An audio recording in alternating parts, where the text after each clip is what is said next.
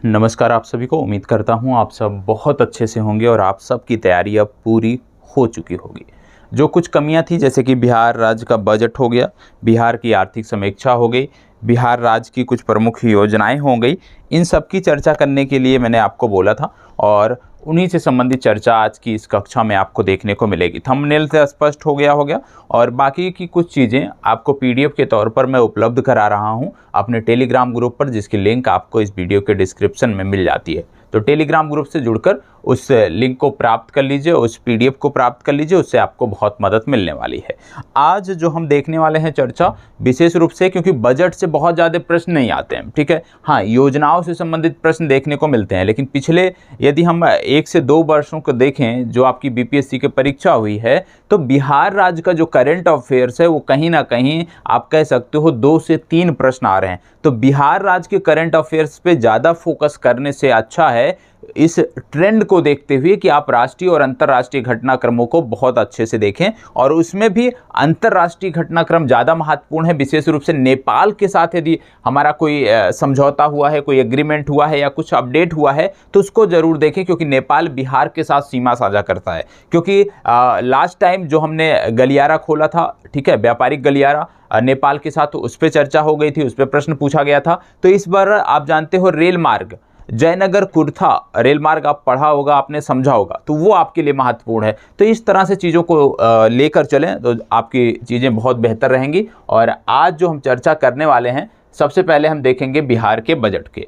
अब बिहार के बजट की हम बात करने वाले हैं, चीज़ों को ध्यान से यहाँ पे हमें समझना है। सबसे पहले बिहार बजट 2022-23 की हम बात कर रहे हैं, जिसकी आप लोगों ने बहुत प्रतीक्षा की है और बहुत दिनों से आपकी मांग भी थी कि बिहार बजट से संबंधित चर्चा आपके लिए लाई जाए। तो उसी को ध्यान में रखते हुए, और यहाँ पे ज़्यादा अतिरिक्त चीज़ें नहीं है, जो हैं आपके लिए काम की चीज़ें हैं। जिस तरह से प्रारंभिक परीक्षा का ट्रेंड है, जिस तरह से प्रारंभिक परीक्षा में प्रश्न पूछे जाते हैं, उसी को ध्यान में रखकर ये चीज़ें आपको उपलब्ध कराई गई हैं। तो आपको इस चीज़ का भी ध्यान रखना है कि इसमें बहुत ज़्यादा चीज़ें नहीं हैं, लेकिन जो हैं वो आपके लिए महत्वपूर्ण है, वो आपको नहीं छोड़ना है, ठीक है। अब बिहार बजट की बात हो रही है, तो आप जानते होंगे बिहार विधानमंडल में 28 फरवरी वर्ष 2022 को राज्य का आम बजट किसके द्वारा पेश किया गया?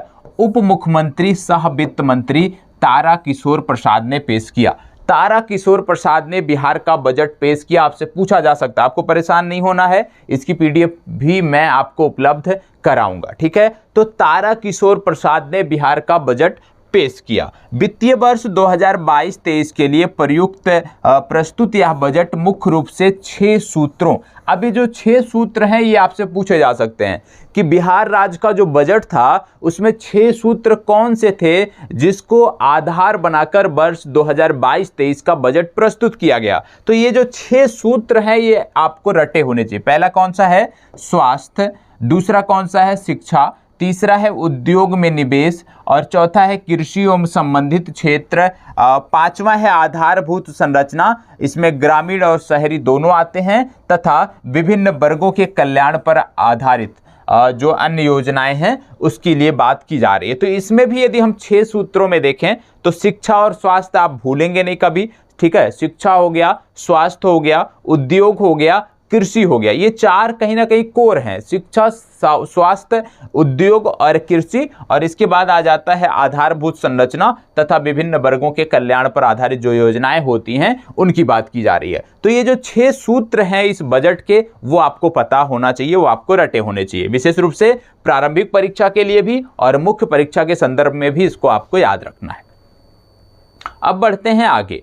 अब इसमें कुछ चीजें आपको दी हुई हैं, जैसे यहाँ पे आपको देखने को मिलेगा, यहाँ पे आपको देखने को मिलेगा कि बजट अनुमान कितना है, कुल व्यय कितना है, उसके बारे में यहाँ पे बात की गई है। जैसे सबसे पहले आपको देखने को मिल रहा होगा यहाँ पे कि वर्ष 2022-23 के लिए, वर्ष 2022-23 के लिए ध्यान से देखना है, कुछ कीवर्ड होते हैं उन पर आपको ज़्यादा ध्यान देना होगा। वर्ष 2022-23 के लिए बजट अनुमान संक्षिप्त विवरण यहाँ पे दिया गया है। जैसे कुल बजट की यहाँ पे, कुल व्यय की यहाँ पे बात की जा रही है, और जो कुल व्यय है उसकी यदि हम बात करें तो यहाँ पे आपको देखने को मिल रहा होगा 2,37,691.19 करोड़ है, जिसमें इस कुल बजट में स्कीम व्यय और स्थापना एवं प्रतिबद्ध व्यय दोनों जुड़े हुए हैं। तो यहाँ पे कुल व्यय आपको याद रखना है, कुल व्यय कितना है 2,37,691.19 करोड़ रुपए ये कुल व्यय है, और इस कुल व्यय में स्कीम व्यय और स्थापना एवं प्रतिबद्ध व्यय दोनों शामिल हैं। ठीक है, अब जैसे कि आपने देखा प्रतिबद्ध व्यय, अब प्रतिबद्ध व्यय में क्या क्या आता है ये आपके लिए मुख्य परीक्षा की चीजें हो गई, क्योंकि हमें प्रारंभिक परीक्षा की बात कर रहे हैं तो हमें प्रारंभिक परीक्षा की दृष्टि से देखना है कि प्रारंभिक परीक्षा की दृष्टि से कुछ आपका छूटे ना। ठीक है, मुख्य परीक्षा की जब बात आएगी तो वहां पे हम डिटेल से चीजों की चर्चा करेंगे। तो ये संक्षिप्त विवरण है, इसके बारे में यहां से आप देख लीजिएगा। ठीक है, अब यहाँ पे बात होती है कुल प्राप्तियों की।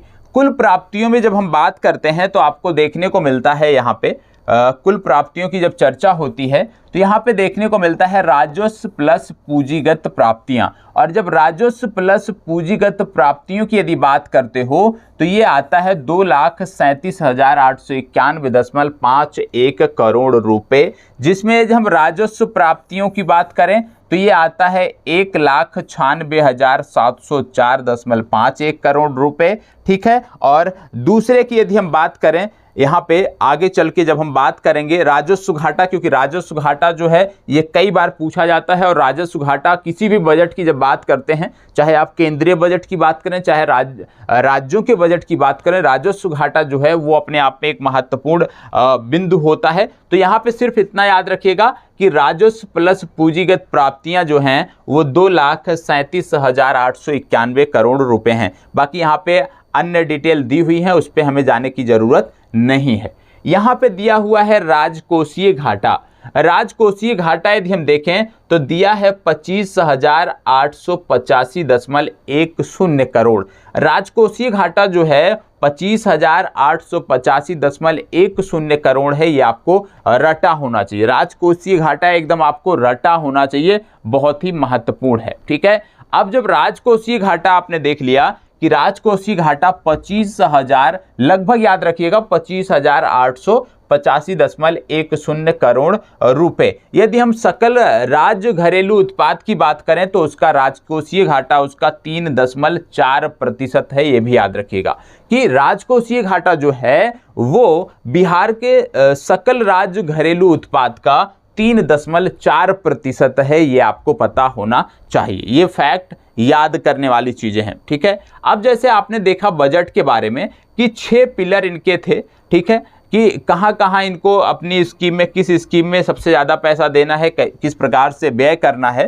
ठीक है, जो 6 अभी पिलर आपने देखा था, जिनमें आपने देखा शिक्षा, आपने देखा स्वास्थ्य, आपने देखा उद्योग, आपने देखा कृषि, आपने देखा और संस्थागत आधारभूत संरचना देखा, ग्रामीण प्लस शहरी, और साथ ही साथ विभिन्न वर्गों की योजनाओं की बात की है। तो 6 जो पिलर थे उन्हीं को आधार बनाकर अब व्यय भी किया जा रहा है। अब इसमें यदि हम देखेंगे तो जो सबसे ज़्यादा व्यय 2022-23 के लिए है उसमें यदि हम देखेंगे तो शिक्षा पर सबसे ज़्यादा फोकस है। ठीक है, शिक्षा पर सबसे ज़्यादा फोकस है, और शिक्षा पर जो व्यय बताया गया है वो 22,198 करोड़ रुपए का व्यय शिक्षा पर करने की बात की गई है। मतलब लगभग 22.20% जो व्यय है बजट का वो शिक्षा पर खर्च किया जाएगा। तो पहला पता होना चाहिए। दूसरा, ग्रामीण विकास विभाग के माध्यम से 15,193.19 करोड़ रुपए खर्च किए जाएंगे, और यह भी यदि हम देखें तो लगभग 15.19% हो रहा है।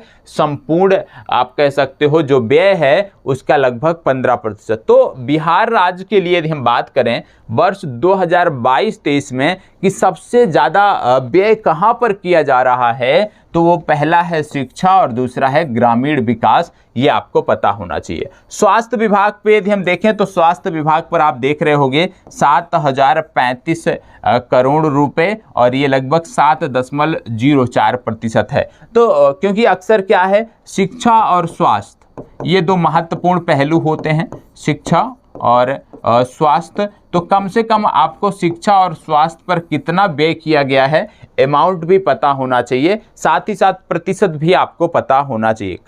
कई बार क्या होता है, अमाउंट ना पूछकर प्रतिशत पूछ लिया जाता है, कई बार क्या होता है प्रतिशत ना पूछकर अमाउंट पूछ लिया जाता है। तो आपको दोनों के लिए तैयार रहना है। तो पहला कि शिक्षा विभाग पे यदि हम देखें तो 22.20%, ग्रामीण विकास विभाग पर देखें तो 15.19%, ये आपको याद रखने की जरूरत है। आगे बढ़ते हैं और अगला देखते हैं। इसमें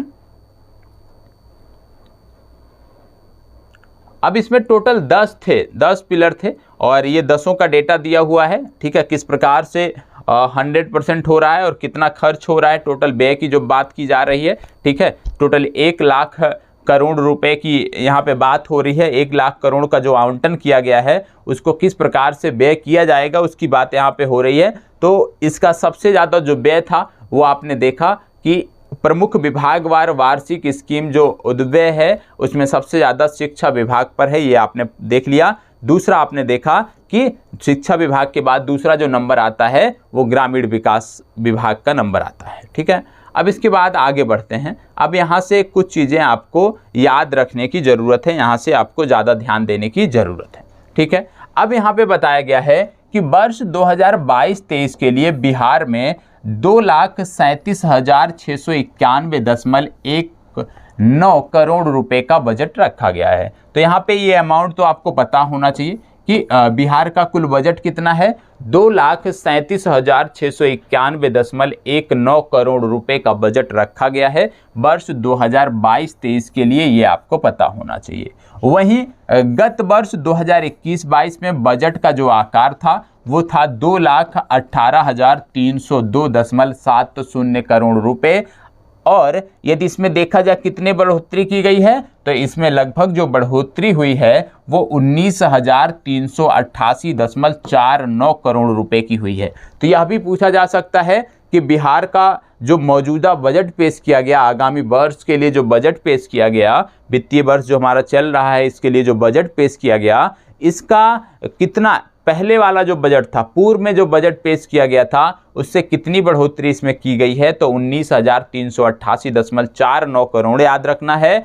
दूसरी बात, यदि हम बात करें प्रतिशत वृद्धि की तो 9.1% की वृद्धि की गई है, ठीक है। तो पिछले वर्ष की तुलना में बिहार का जो बजट है वो 9.1% बढ़ा है, ये आपको पता होना चाहिए, ठीक है। विकास दर यदि हम बात करें तो बताया गया है बजट में कि विकास दर बिहार में 9.7% रहेगी, यह भी आपको पता होना चाहिए। राजकोषीय घाटा बताया गया है 3.47% जो है रहेगा, तो यह भी आपको पता होना चाहिए कि बजट के अनुसार यदि विकास दर की बात करें तो इस वर्ष, इस वित्तीय वर्ष में 9.7% रहने का अनुमान है। वहीं दूसरी बात, राजकोषीय घाटे की जब बात करते हैं तो यह 3.47% रहने का अनुमान है, ये आपको पता होना चाहिए। अब जैसे कि आपने प्रारंभ में ही देखा था कि इसके 6 सूत्र थे, बिहार के बजट के 6 सूत्र थे। तो ये जो 6 सूत्र थे इनके बारे में आपको देखना है कि बिहार बजट 2022-23 के जो 6 सूत्र हैं इनमें यदि हम देखें तो किस प्रकार से आवंटन किया गया है उसकी बात हम कर लेते हैं। सबसे पहले आप देखोगे बिहार बजट 2022-23 के 6 सूत्र कौन कौन थे, स्वास्थ्य, शिक्षा, उद्योग में निवेश, कृषि संबद्ध, आधारभूत संरचना और कल्याण की जो योजनाएं होती हैं। अब इनमें भी यदि हम देखेंगे तो सबसे ज़्यादा जो आवंटन हुआ है वो आप देखोगे कि शिक्षा पर खर्च किया जाएगा। कितना, शिक्षा पर कितना खर्च किया जाएगा, अभी पहले भी बताया आपको कि सबसे ज़्यादा आवंटन शिक्षा पर ही हुआ है और शिक्षा पर जो खर्च किया जाएगा वो 39,191.87 करोड़ रुपए, मतलब बजट का आप कह सकते हो लगभग 16.50% हिस्सा, 16.05% हिस्सा याद रखना है। बजट का 16.05% हिस्सा जो है वो शिक्षा पर खर्च किया जाएगा, ये 16.05% भी आपको याद रखना है और 39,191.87 करोड़ भी आपको याद रखना है कि कुल प्रावधान इतने का किया गया है। ठीक है। इसके बाद यदि हम आगे बढ़ते हैं तो आपको देखने को मिलता है दूसरे स्थान पे यदि हम बात करें तो आपको देखने को मिलता है आधारभूत संरचना। जैसे कि वहां भी अभी मैंने आपको बताया कि आधारभूत संरचना ग्रामीण एवं शहरी पर, जहां पर 29,749.64 करोड़ रुपए खर्च करने की बात की गई है। तो याद रखिएगा, शिक्षा पर और आधारभूत संरचना पर सबसे ज़्यादा खर्च इस बार बिहार के बजट में किया जाएगा। ठीक है, बाकी अन्य चीज़ें उतना ज़रूरी नहीं है, ठीक है, लेकिन यदि याद रखना चाहते हैं तो आप इस पीडीएफ से याद रख लीजिएगा, उतना महत्वपूर्ण नहीं है। पहला महत्वपूर्ण है कि शिक्षा पर कितना खर्च किया जा रहा है, इसको आपको निश्चित तौर पर याद रखने की ज़रूरत है। देखो, अब इसमें यदि हम देखें आगे तो इसमें आप देख रहे होंगे कल्याण पर, छठवां जो आपको देखने को मिल रहा है कल्याण पर। तो कल्याण पे यदि आप देखोगे कि मानव के कल्याण पर, बिहार के लोगों के कल्याण पर, उनके पुनरुत्थान पर कितना खर्च किया जा रहा है, तो यहाँ पर आपको देखने को मिल रहा होगा कि लगभग 12,375.07 करोड़, कितना 12,375.07 करोड़ रुपया जो है, ये कहीं ना कहीं आप देख रहे होंगे कि ये खर्च कहाँ पे किया जा रहा है, ये खर्च किया जा रहा है कल्याण पर। ठीक है, अब आगे यदि हम बढ़ते हैं तो आपको देखने को मिल रहा है कि स्वास्थ्य सेवा में सुधार के लिए 16,139, ये आपने देख लिया, ये तो आपने पढ़ ही लिया। आधारभूत संरचना पे भी आपने पढ़ लिया, समाज कल्याण पे कितना खर्च हो रहा है वो भी आपने पढ़ लिया, क्योंकि यहाँ पे डेटा सारा दिया हुआ है। जो यहाँ पे डेटा दिया हुआ है वही वहाँ पे पंक्तियों के माध्यम से बताया गया है, तो ये चीज़ें आपने देख ली है। अब इसमें आगे बढ़ते हैं, जो अन्य महत्वपूर्ण चीज़ें हैं उसकी बात कर लेते हैं। इसमें बताया गया है कि 2022-23 में 1 लाख करोड़ ब्याज मुक्त लोन भी दिया जाएगा। याद रखिएगा, ये पूछा जा सकता है कि बजट में 2022-23 के बजट में कितने लाख करोड़ रुपए ब्याज मुक्त लोन के लिए आवंटित किए गए हैं। तो याद रखना है 1 लाख करोड़ रुपए ब्याज मुक्त लोन के लिए आवंटित किए गए हैं। 88 लाख घरों में नल जल का प्रबंध किया जाएगा। इस बजट में बताया गया है बिहार के 88 लाख हाउस होल्ड में नल जल का जो प्रबंध है वो किया जाएगा। एथेनॉल उत्पादन के लिए 151 फैक्ट्रियां लगाई जाएंगी। रट जाइएगा, बजट में बात हुई है कि एथेनॉल उत्पादन के लिए, एथेनॉल उत्पादन के माध्यम से किसानों की आमदनी को दोगुना करने की बात की जा रही है, और उसके लिए कुल 151 फैक्ट्रियां बिहार में लगाई जाएंगी, ये भी आपको पता होना चाहिए। 7 निश्चय बिहार सरकार के आपको याद ही होंगे, में युवा शक्ति पर ध्यान दिया गया है और 89 औद्योगिक प्रशिक्षण केंद्रों का चयन किया गया है। इनमें हर जिले में मेगा स्किल सेंटर बनेगा और पटना और नालंदा को पहले फेज में मिलेगा स्किल सेंटर। यहाँ पे बताया गया है कि जो 7 निश्चय हैं बिहार सरकार के, जिस पे बिहार सरकार काम कर रही है, उन 7 निश्चयों में युवा शक्ति पर इस बजट में ज़्यादा ध्यान दिया गया है, और इसके लिए कुल बिहार के अंतर्गत 89 औद्योगिक प्रशिक्षण केंद्र जो ITI आपके होते हैं उनका चयन किया गया है, और हर जिले में मेगा स्किल सेंटर बनाने की बात की गई है। इस बजट में बोला गया है कि हर जिले में एक मेगा स्किल सेंटर बनेगा, जिससे युवाओं को स्किल प्रदान कर उनको रोजगार उन्मुख बनाया जा सके। और यहाँ पे यह भी बताया गया है कि सबसे पहले पटना और नालंदा को मिलेगा, मतलब ये जो मेगा स्किल सेंटर बनेगा प्रत्येक जिले में, ये सबसे पहले किसको मिलने जा रहा है, पटना और नालंदा को ये सबसे पहले मिलने जा रहा है। यह भी आपको याद रखने की जरूरत है। तो 2 चीज़ यहाँ पे आपको जो डिजिट याद रखनी है कि कुल एथेनॉल उत्पादन के लिए 151 फैक्ट्रियां लगाई जाएंगी। इसके अतिरिक्त 89 औद्योगिक प्रशिक्षण केंद्रों का चयन किया गया है, जिसके माध्यम से युवाओं को स्किल प्रदान किया जाएगा। और ऐसा माना जा रहा है, ऐसा बोला जा रहा है कि हर जिले में एक मेगा स्किल सेंटर बनेगा, और सबसे पहले कहां पर बनेगा, तो पटना और नालंदा में बनेगा। ठीक है, इसके बाद आगे बात आती है निश्चय योजना की। निश्चय योजना की बात इस बजट में की गई है। ठीक है, अब निश्चय योजना के बारे में हम देख लेते हैं। निश्चय योजना के लिए 5,000 करोड़ रुपया, निश्चय योजना के लिए कितना दिया गया है, 5,000 करोड़ रुपया दिया गया है। याद रखिएगा, बिहार राज्य सरकार ने निश्चय योजना के लिए 5,000 करोड़ रुपए का आवंटन किया है।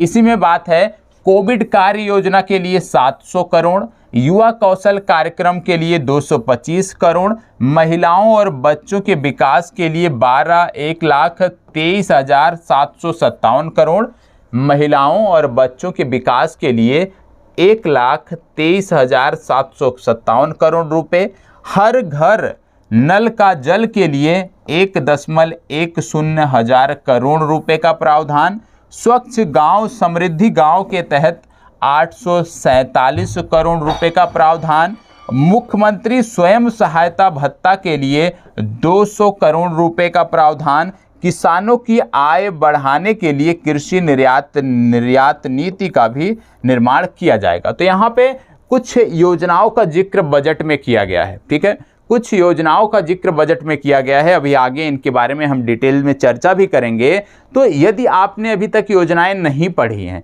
तो कम से कम जिन योजनाओं की चर्चा यहाँ पर की जा रही है, जो कह सकते हो आपकी बजट का प्रमुख आकर्षण केंद्र रहे हैं, जिसके लिए बजट में आवंटन हुआ है, उनको आपको रट जाना है, उनके बारे में सारी जानकारी आपको पता होनी चाहिए। ठीक है, मान लीजिए इनमें से मैं किसी योजना के बारे में जिक्र करना भूल जाता हूं तो आपकी जिम्मेदारी बनती है कि आप स्वयं से उसका अध्ययन अच्छे से करें। जैसे निश्चय योजना के लिए 5,000 करोड़ रुपए, कोविड कार्य योजना के लिए 700 करोड़ रुपए, युवा कौशल कार्यक्रम के लिए 225 करोड़ रुपए, महिलाओं और बच्चों के स्वास्थ्य के लिए 1,23,757 करोड़ रुपए, हर घर जल के लिए 1.10 हजार करोड़ रुपए, स्वच्छ गांव समृद्ध गांव के लिए 847 करोड़ रुपए, मुख्यमंत्री स्वयं सहायता भत्ता के लिए 200 करोड़ रुपए,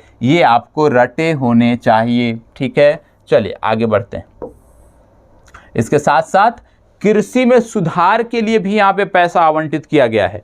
कृषि में सुधार के लिए 7,712.30 करोड़ रुपए दिए गए हैं। अगला आता है औद्योगिक क्षेत्र के विकास के लिए। तो औद्योगिक क्षेत्र के विकास के लिए 1,64,374 करोड़ रुपए का प्रावधान किया गया है। ठीक है, अब बात आती है बिहार आर्थिक सर्वेक्षण के बारे में। ठीक है, यदि स्पष्ट दिखाई नहीं दे रहा है, परेशान होने की जरूरत नहीं है, मैं बोल रहा हूं एक एक लाइन। 25 फरवरी 2022 को बिहार के उप मुख्यमंत्री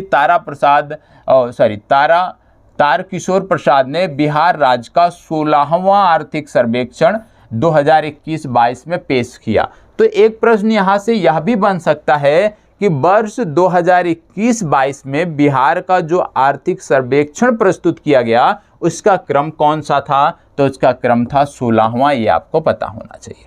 ठीक है, आर्थिक सर्वेक्षण के अनुसार बिहार के सकल घरेलू उत्पाद में 2020-21 में 2.5% की वृद्धि हुई है। याद रखिएगा, आर्थिक सर्वेक्षण के अनुसार बिहार के सकल घरेलू उत्पाद में पिछले वित्तीय वर्ष में 2.5% की वृद्धि हुई है और कोविड महामारी रोकथाम के लिए लगाए गए लॉकडाउन के प्रभाव के बावजूद वृद्धि दर राष्ट्रीय औसत दर से बेहतर है।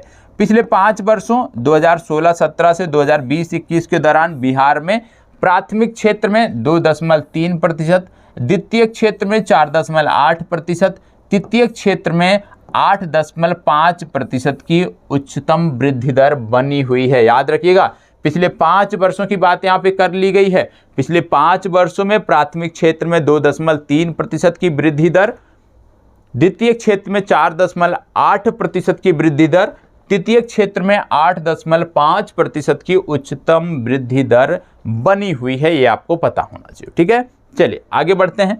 आगे बताया गया है कि वर्ष 2020-21 में राज्य सरकार के कुल खर्च में पिछले वर्ष की तुलना में 13.4% बढ़कर 1,65,696 करोड़ रुपए पहुंच गया है, जिसमें 26.203 करोड़ पूंजीगत व्यय और 1,39,493 करोड़ राजस्व व्यय शामिल हैं। उतने महत्वपूर्ण नहीं है।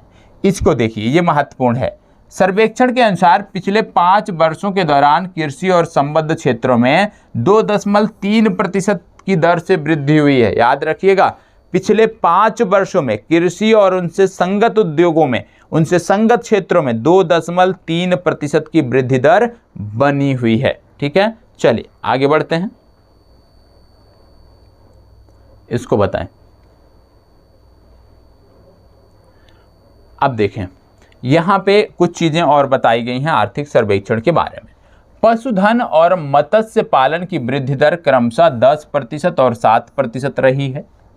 वित्त वर्ष 2020-21 में मौजूदा कीमतों पर बिहार का जीएसडीपी सकल राज्य घरेलू उत्पाद 618.63 हजार करोड़ रुपए था। ये आपको रटा होना चाहिए ये अमाउंट। ठीक है, आगे वर्ष 2011-12 के दौरान स्थिर मूल्य पर 419.88 करोड़ रुपए था। ठीक है, तो तुलना करने को ऐसे आएगा नहीं, तो उतना परेशान होने की जरूरत नहीं है। अब इसमें आप देखेंगे अगली पंक्ति, इसमें इस पंक्ति में कुछ विशेष नहीं है, इसमें बात हो रही है वित्त वर्ष 2020-21 में 2011-12 के स्थिर मूल्य पर बिहार की प्रति व्यक्ति, जो आप कह सकते हो सकल राज्य घरेलू उत्पाद जो है वो 34,313 रुपया प्रति व्यक्ति, जो आप कह सकते हो आय जो है वो 34,313 रुपया था। ठीक है, जो कि वर्ष 2019-20 में 33,979 रुपये प्रति व्यक्ति था। वर्तमान कीमतों पर यदि हम बात करें तो राज्य में प्रति व्यक्ति जीएसडीपी जो है वो 50,555 रुपये था, जो 2019-20 में 49,272 रुपये था। तो यहाँ पे तुलना की जा रही है कि किस प्रकार से वर्तमान कीमतों पर और स्थिर मूल्य पर यदि हम बात करें जो है, तो जो प्रति व्यक्ति इनकम है वो कितनी है उसकी भी यहाँ पे बात की गई है, वो भी आप देख सकते हो। ठीक है, बिहार का प्रति व्यक्ति शुद्ध राज्य घरेलू उत्पाद वित्त वर्ष 2020-21 में 2011-12 की तुलना में यदि हम देखें तो 35.8% था। ये भी उतनी महत्वपूर्ण नहीं है, लेकिन इसको आपको याद रखना है कि वर्तमान कीमतों पर बिहार में 50,555 रुपये। ठीक है, और यदि हम बात करें वर्तमान कीमतों के अलावा तो ये जो था आपका 34,313 रुपये, ये आपको पता होना चाहिए। ठीक है, चलें, स्थिर मूल्य और वर्तमान कीमतों दोनों पर जानकारी आपको होनी चाहिए। इसके साथ साथ देखो, यदि आपसे पूछ लिया जाए, इसमें कुछ पंक्तियां हैं जो आपके लिए महत्वपूर्ण हैं। ठीक है, यहाँ पे बोला गया है कि वित्त वर्ष 2020-21 में राज्य सरकार के कुल व्यय में 13.4% की वृद्धि हुई है। कितना? 13.4% की। कब? वित्त वर्ष 2020-21 में राज्य सरकार के कुल व्यय में 13.4% की वृद्धि हुई है। इसके साथ साथ यदि हम देखें तो वित्त वर्ष 2020-21 में बिहार में अनुमानित कुल खाद्यान्न उत्पादन 17.95, याद रखिएगा, कुल खाद्यान्न उत्पादन जो है 17.95 बताया जा रहा है, ये आपको पता होना चाहिए। इसके साथ साथ यदि आपसे पूछ लिया जाए बिहार में कितने जिले बाढ़ प्रभावित थे, तो यहाँ पे आपको पता होना चाहिए वित्त वर्ष 2020-21 की जब हम बात करते हैं तो बिहार में कुल 19 जिले थे जो बाढ़ प्रभावित थे। ठीक है, याद रखिएगा।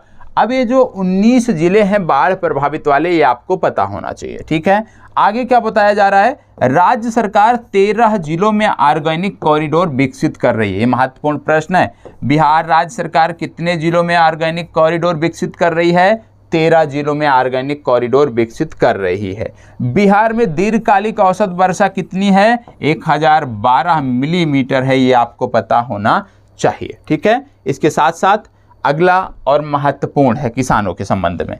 बिहार में किसान उत्पादन संगठन FPO बनाने के लिए राज्य सरकार कितनी सब्सिडी दे रही है? 90% की सब्सिडी दे रही है, ये भी आपको पता होना चाहिए। बिहार में FPO बनाने के लिए बिहार राज्य सरकार 90% सब्सिडी दे रही है, ये आपको पता होना चाहिए। अगला, डिजिटल किसान सेवाएं प्रदान करने के लिए कृषि विभाग द्वारा बिहान मोबाइल ऐप लॉन्च किया गया। याद रखिएगा, यदि आपसे पूछ लिया जाए बिहान मोबाइल ऐप का संबंध किससे है? तो बिहान मोबाइल ऐप का संबंध आप कह सकते हो कृषि विभाग से है, किसानों से है, और इसके माध्यम से डिजिटल किसान सेवाएं किसानों को प्रदान की जा रही हैं। ठीक है, अगला यदि हम बढ़ते हैं तो यहाँ पे बताया गया है कि वित्तीय वर्ष 2019-20 में बिहार के सकल फसली क्षेत्र की तुलना में सकल सिंचित क्षेत्र जो है वो 74.48% था। तो याद रखिएगा, वित्तीय वर्ष 2019-20 के अनुसार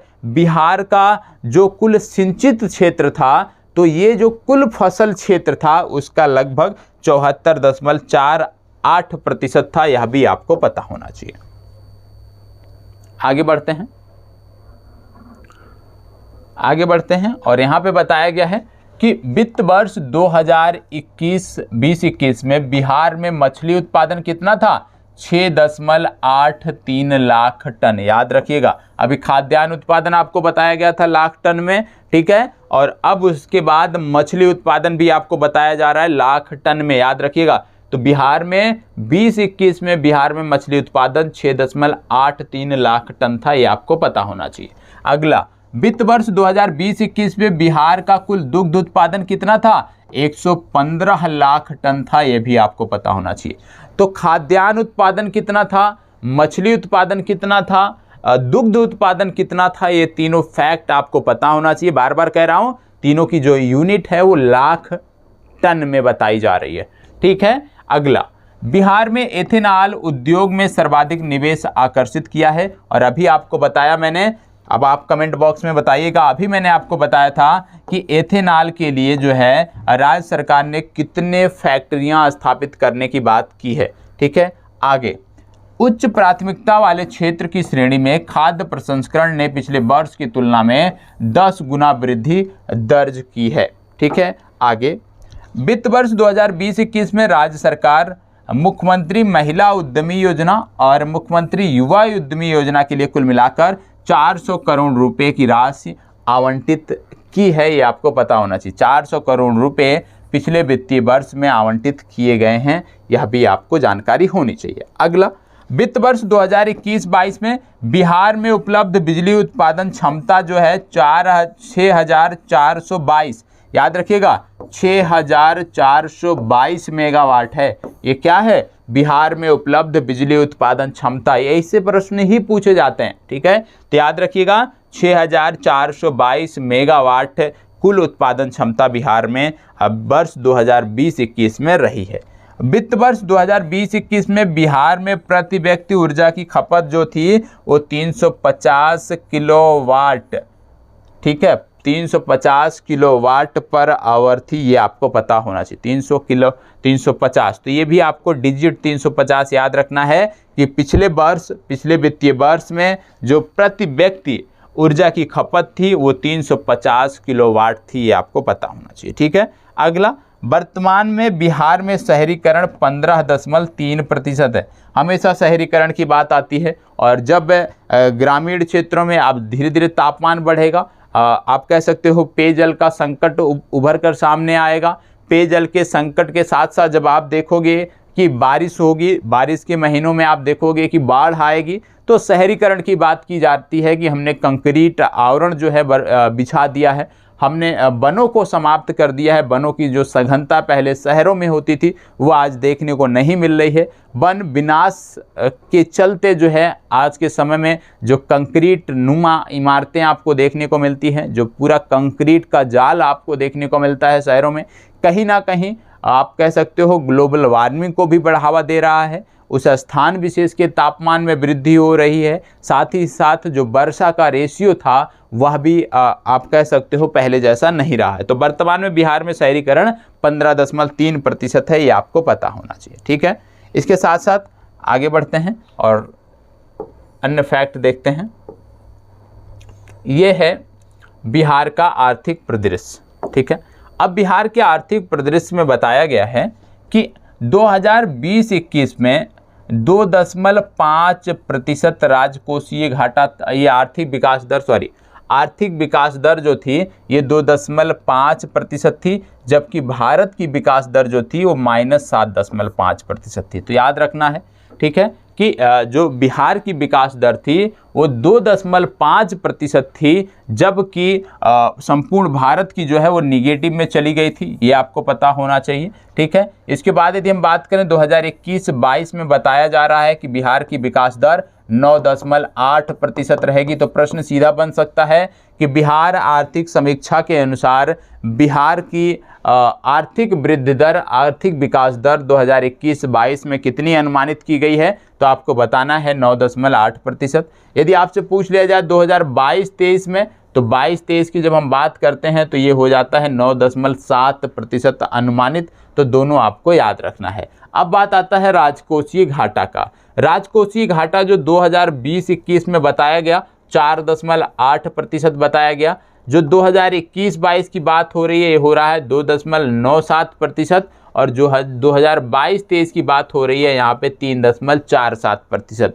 तो यह भी आपको याद रखना है कि आर्थिक विकास दर 3 वर्षों की यहाँ पे बात हो रही है, और राजकोषीय घाटा भी 3 वर्षों की बात हो रही है। तीनों रटे होने चाहिए। फिर से बता दे रहा हूँ, आर्थिक विकास दर 2020-21 में बिहार की 2.5, 2021-22 में 9.8% अनुमानित, 2022-23 में 9.7% अनुमानित। वहीं राजकोषीय घाटा की बात करें तो 2020-21 में 4.8%, 2021-22 में 2.97%, 2022-23 में 3.47%। यह भी आपको जानकारी होनी चाहिए। आगे बढ़ते हैं, चलिए अब यहाँ पे कुछ अन्य जानकारियाँ दी गई हैं। वैसे उतना महत्वपूर्ण नहीं है, ठीक है, लेकिन आपको पता होना चाहिए। जैसे ब्याज भुगतान में राजस्व प्राप्ति में हिस्सा, ब्याज भुगतान में राजस्व प्राप्ति में बिहार का हिस्सा बताया गया है। ये आप पढ़ लीजिएगा स्वयं से, PDF में उपलब्ध करा दूंगा, ठीक है। तो राजस्व संग्रह की संरचना क्या होती है, ठीक है, ये आपको पता होना चाहिए। केंद्रीय करों में राज्यों का हिस्सा कितना है, केंद्रीय अनुदान कितना मिलता है, और ये सारी चीज़ें जो हैं ये आप वहाँ से देख सकते हो, ठीक है। अब यहाँ पे हम पढ़ते हैं जो बिहार बजट की चीज़ें हैं उसको हम पढ़ लेते हैं, ठीक है। बिहार बजट के बारे में इसमें थोड़ा सा इसको जूम कर लेते हैं तो जिससे चीज़ें और स्पष्ट दिखें। चलो अब यहाँ पे हम एक एक चीज़ देखते हैं जो बिहार बजट से संबंधित है। बाकी जो चीज़ें छोड़ा है मैंने वो आप स्वयं से देख सकते हैं, उतना महत्वपूर्ण नहीं है अभी के संदर्भ में, ठीक है। बिहार बजट 2022-23 की प्रमुख प्राचीन कलाएं आर्थिक विकास एवं गति देने के साथ साथ लोक कल्याण है। बिहार बजट का जो प्रमुख उद्देश्य बताया जा रहा है उसकी बात यहाँ पे बोली जा रही है। आर्थिक विकास के लिए पूंजीगत व्यय को वित्तीय वर्ष 2022-23 में वित्तीय वर्ष 2020-21 की तुलना में 74.54% बढ़ाया गया है। ये आपको पता होना चाहिए। इसके उद्देश्य प्राप्ति के लिए 45,735 करोड़ रुपए का प्रावधान किया गया है। पूरे बजट का 67.37% जो है ये विकासात्मक व्यय के रूप में प्रावधान इसमें किया गया। तो याद रखिएगा, पूरे बजट का 67.37% विकासात्मक व्यय के रूप में रखा गया है। ये आपको पता होना चाहिए। राज्य की स्कीम व्यय 1 लाख करोड़ रुपए की है, ठीक है, ये आपको पता होना चाहिए। जिसमें अभी हमने देखा था 1 लाख करोड़ में हमने सबसे पहले देखा था ना कि सबसे ज़्यादा शिक्षा पे खर्च हो रहा है, सबसे ज़्यादा शिक्षा पे खर्च हो रहा है। उसके बाद आप कह सकते हो अवसंरचना पर खर्च हो रहा है, शहरी और ग्रामीण। फिर हमने देखा था संपूर्ण बजट के संदर्भ में हमने देखा था। तो दोनों चीज़ें हमने देखी थी, वो आपको पता होना चाहिए, ठीक है। इसके साथ साथ यदि हम बात करें तो 2022-23 के लिए राजस्व व्यय जो है वो 1,91,957 करोड़ रुपए बताया गया है, और पूंजीगत व्यय जो है वो 45,435 करोड़ रुपए बताया गया है।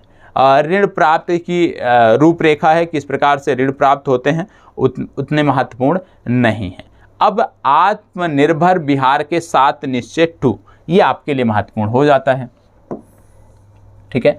आत्मनिर्भर बिहार के 7 निश्चय 2 वित्तीय वर्ष 2022-23 की यहाँ पे बात हो रही है।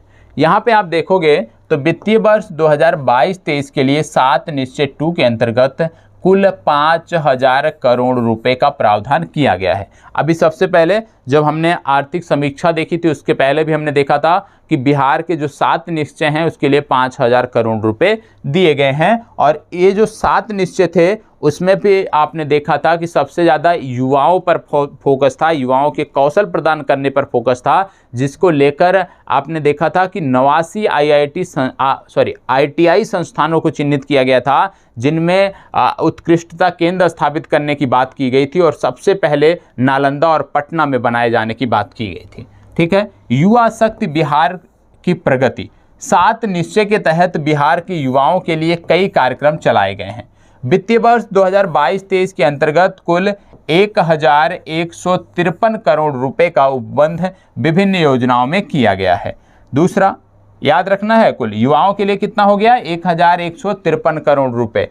अगला, सशक्त महिला, सक्षम महिला, उच्चतर शिक्षा एवं उद्यमिता हेतु महिलाओं को प्रोत्साहित करने के लिए इस निश्चय के तहत राज्य सरकार द्वारा कई कार्यक्रम चलाए जा रहे हैं। वित्तीय वर्ष 2022-23 में कुल 900 करोड़ रुपए का उपबंध इस निश्चय के अंतर्गत किया गया है। तो सबसे ज़्यादा युवा शक्ति पे फोकस है। 7 निश्चय में भी सबसे ज़्यादा आवंटन युवा शक्ति पे किया गया है, 1153 करोड़ रुपए। और उसके बाद दूसरा जो सबसे बड़ा आवंटन है वो महिलाओं की शिक्षा, महिलाओं की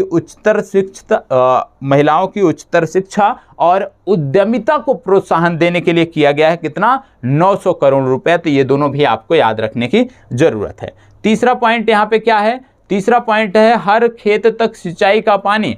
राज्य सरकार हर संभव माध्यम से हर खेत तक सिंचाई का पानी उपलब्ध कराने के लिए प्रतिबद्ध है और इसके लिए इस वित्तीय वर्ष में कुल 600 करोड़ रुपए खर्च किए जाएंगे। तो सबसे ज्यादा 1153 करोड़ रुपए युवाओं पर कौशल प्रदान करने के लिए, युवाओं के लिए 900 करोड़ रुपए महिलाओं को उच्चतर शिक्षा के लिए, बालिकाओं को उच्चतर शिक्षा के लिए, साथ ही साथ बालिकाओं में उद्यमिता का विकास करने के लिए। और तीसरा, 600 करोड़ रुपए कहाँ खर्च किए गए हैं, 600 करोड़ रुपए किए जाएंगे कहाँ पर, किसानों के खेतों में सिंचाई उपलब्ध कराने के लिए, खेत तक पानी पहुंचाने के लिए।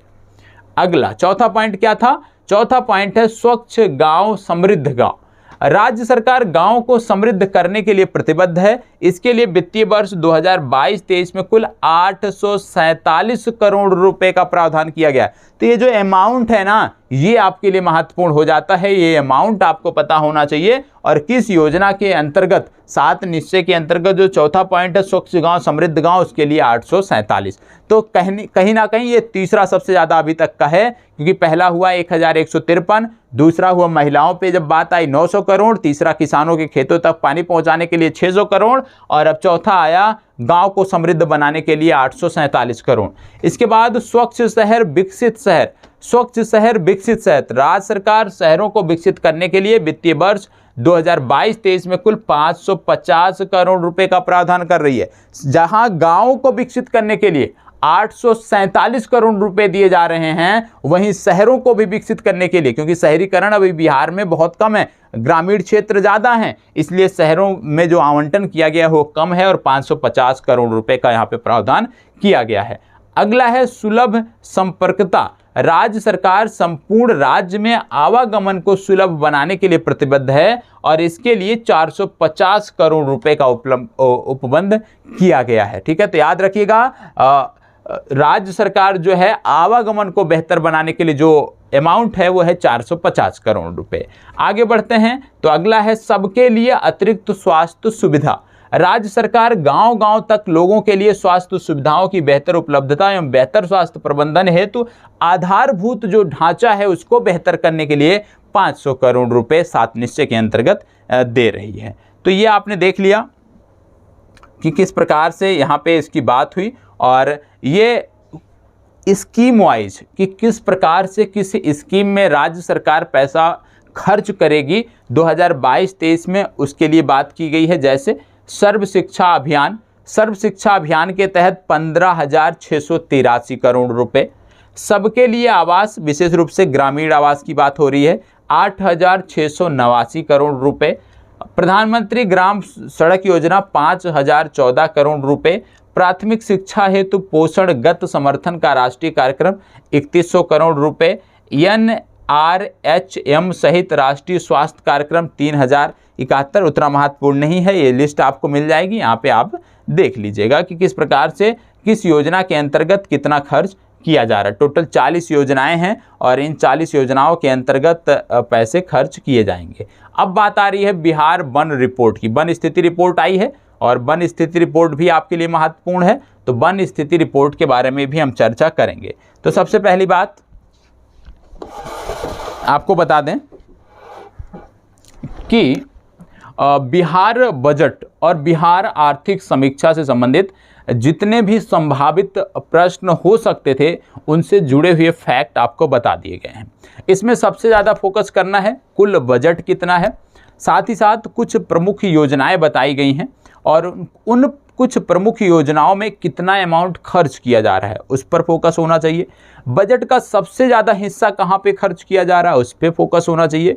बिहार राज्य सरकार का 7 निश्चय जो है उस पर फोकस होना चाहिए और उसके बाद आपको एकदम टेंशन फ्री बिहार के बजट और आर्थिक समीक्षा से हो जाना है। रही बात योजनाओं की चर्चा भी आगे हो रही है। ठीक है, अब वन स्थिति रिपोर्ट की हम चर्चा करते हैं।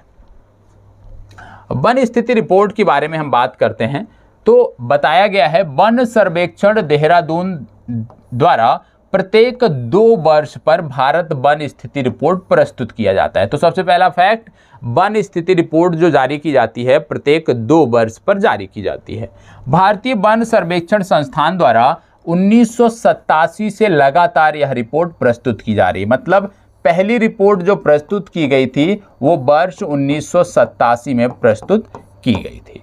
2021 का वन रिपोर्ट 17वीं रिपोर्ट है। यह भी आपको पता हो गया कि इस बार जो रिपोर्ट प्रस्तुत की गई है वो इस क्रम की 17वीं रिपोर्ट है, ये आपको पता होनी चाहिए। आगे बताया गया है कि भारतीय वन सर्वेक्षण संस्थान की स्थापना वर्ष 1981 में हुई थी। वन सर्वेक्षण के लिए IRS प्रणाली का उपयोग वर्तमान समय में किया जाता है। तो ये तो बात हो गई वन सर्वेक्षण रिपोर्ट के बारे में कि कौन जारी करता है, कब से जारी हो रही है, कौन सी संस्था है, संस्था द्वारा किस क्रम की रिपोर्ट प्रस्तुत की गई है, जो आप कह सकते हो जरूरी होते हैं। ठीक है, अगली बात, बिहार का कुल क्षेत्रफल कितना है? 94,163 वर्ग किलोमीटर। कितना है? 94,163 वर्ग किलोमीटर। बहुत घना वन यहाँ पे कितना है बिहार में? बिहार में जो बहुत घना वन है वो है 333.42 वर्ग किलोमीटर। ये अमाउंट रटे होने चाहिए। सबसे ज़्यादा घना वन जो है वो है 333.42 वर्ग किलोमीटर। मध्यम घना वन जो बिहार में देखने को मिल रहा है वो है 3,285.83 वर्ग किलोमीटर।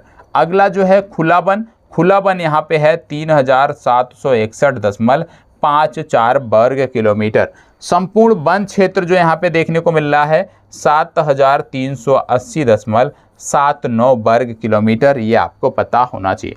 तो याद रखना है बिहार में जो कुल वन क्षेत्र है वो है 7,380.79 7,380.79 वर्ग किलोमीटर बिहार में कुल वन है। और इन कुल वनों में यदि हम बात करें सघन वन की, जो बहुत घने वन हैं, वो सिर्फ और सिर्फ 333.42 वर्ग किलोमीटर में विस्तारित हैं। ये आपको पता होना चाहिए।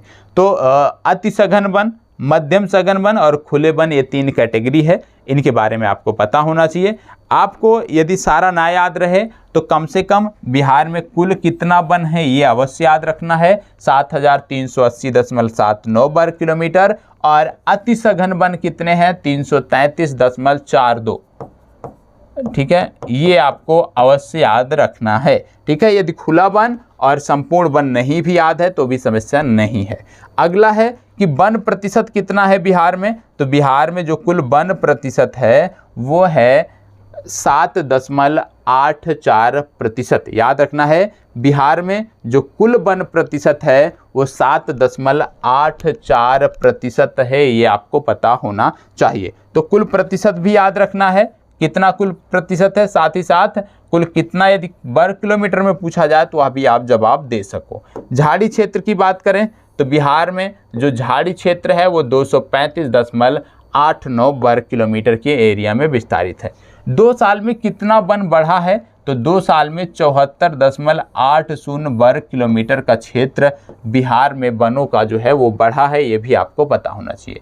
74.80 वर्ग किलोमीटर का क्षेत्र 2 वर्षों में बढ़ा है। सबसे अधिक वन क्षेत्र वाला जो जिला है बिहार का वो है कैमूर, जिसका वन क्षेत्र है 1051.56 वर्ग किलोमीटर। तो याद रखना है, बिहार में सबसे अधिक वन क्षेत्र वाला जो जिला है वो है कैमूर, जहां पे वन क्षेत्रफल 1051.56 वर्ग किलोमीटर है।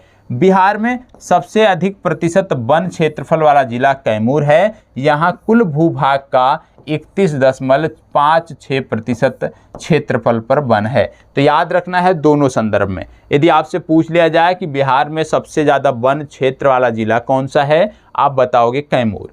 यदि आपसे पूछ लिया जाए कि बिहार का जो सर्वाधिक वन क्षेत्र वाला जिला कैमूर है, उसके कितने प्रतिशत भूभाग पर वन है, तो आप बताओगे 31.56% भाग पर वन है।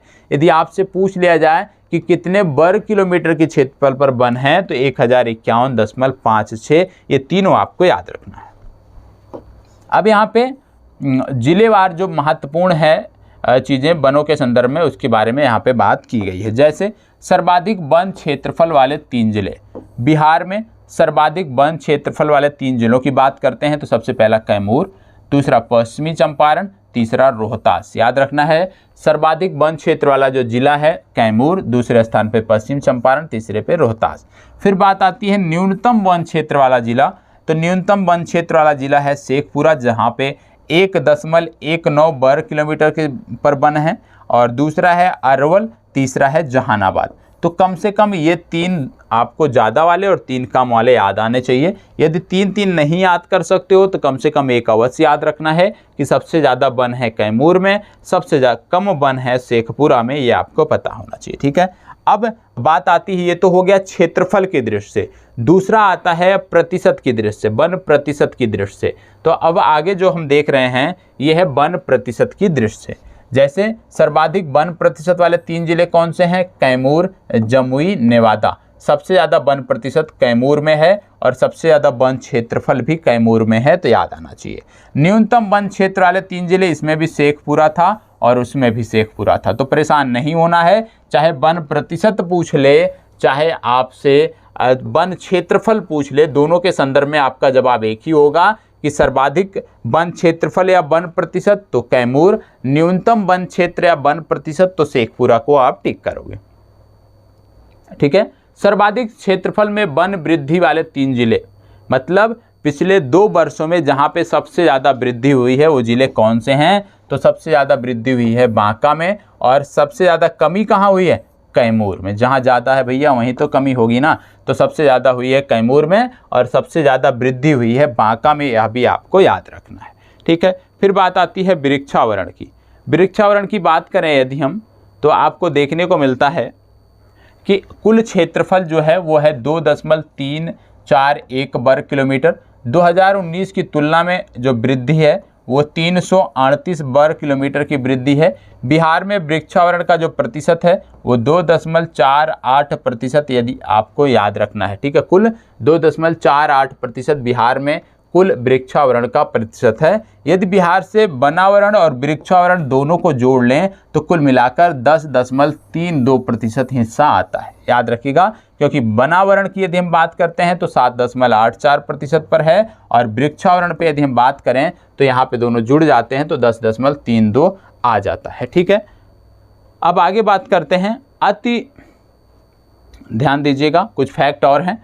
अति घने वन उन वनों को कहते हैं जहां वनावरण क्या होता है, 70% से अधिक होता है। अति घने वन उन वनों को कहते हैं जहां वनावरण 70% से अधिक होता है। और सर्वाधिक वनावरण कहाँ पे है, सर्वाधिक अति सघन वन कहाँ पे है यदि हम बात कर लें, ठीक है, वनावरण, तो पश्चिमी चंपारण आपको याद रखना है।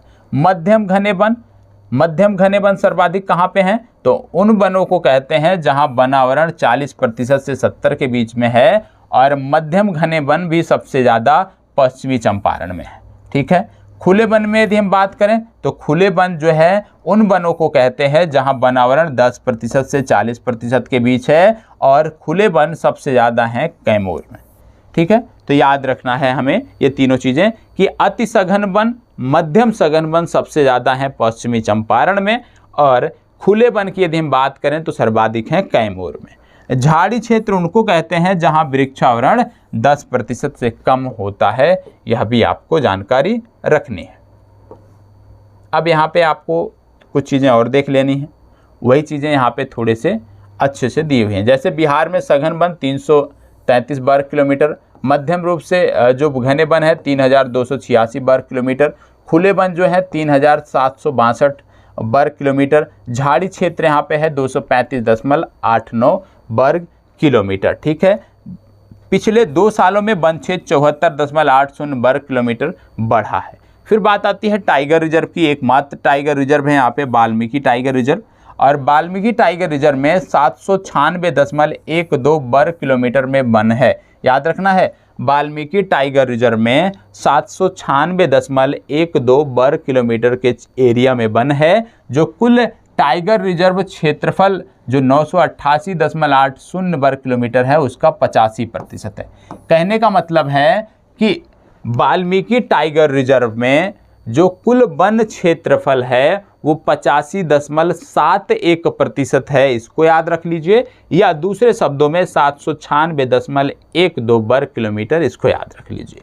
बिहार में पर्णपाती या पतझड़ वाले वन पाए जाते हैं, सदाबहार वन बिहार में नहीं पाया जाता। याद रखिएगा, सदाबहार वन बिहार में नहीं पाया जाता है। उत्तर बिहार में आर्द्र पर्णपाती वन पाया जाता है तथा दक्षिण बिहार में शुष्क पर्णपाती वन पाए जाते हैं। यह भी आपको याद रखने की जरूरत है कि कौन से प्रकार का वन बिहार में नहीं मिलता है, सदाबहार प्रकार का वन बिहार में नहीं मिलता है। अब बात आ गई है योजनाओं की। अब हम योजनाओं की चर्चा करेंगे, एक एक करके हम योजनाओं के बारे में, बिहार से संबंधित योजनाओं के बारे में देखेंगे।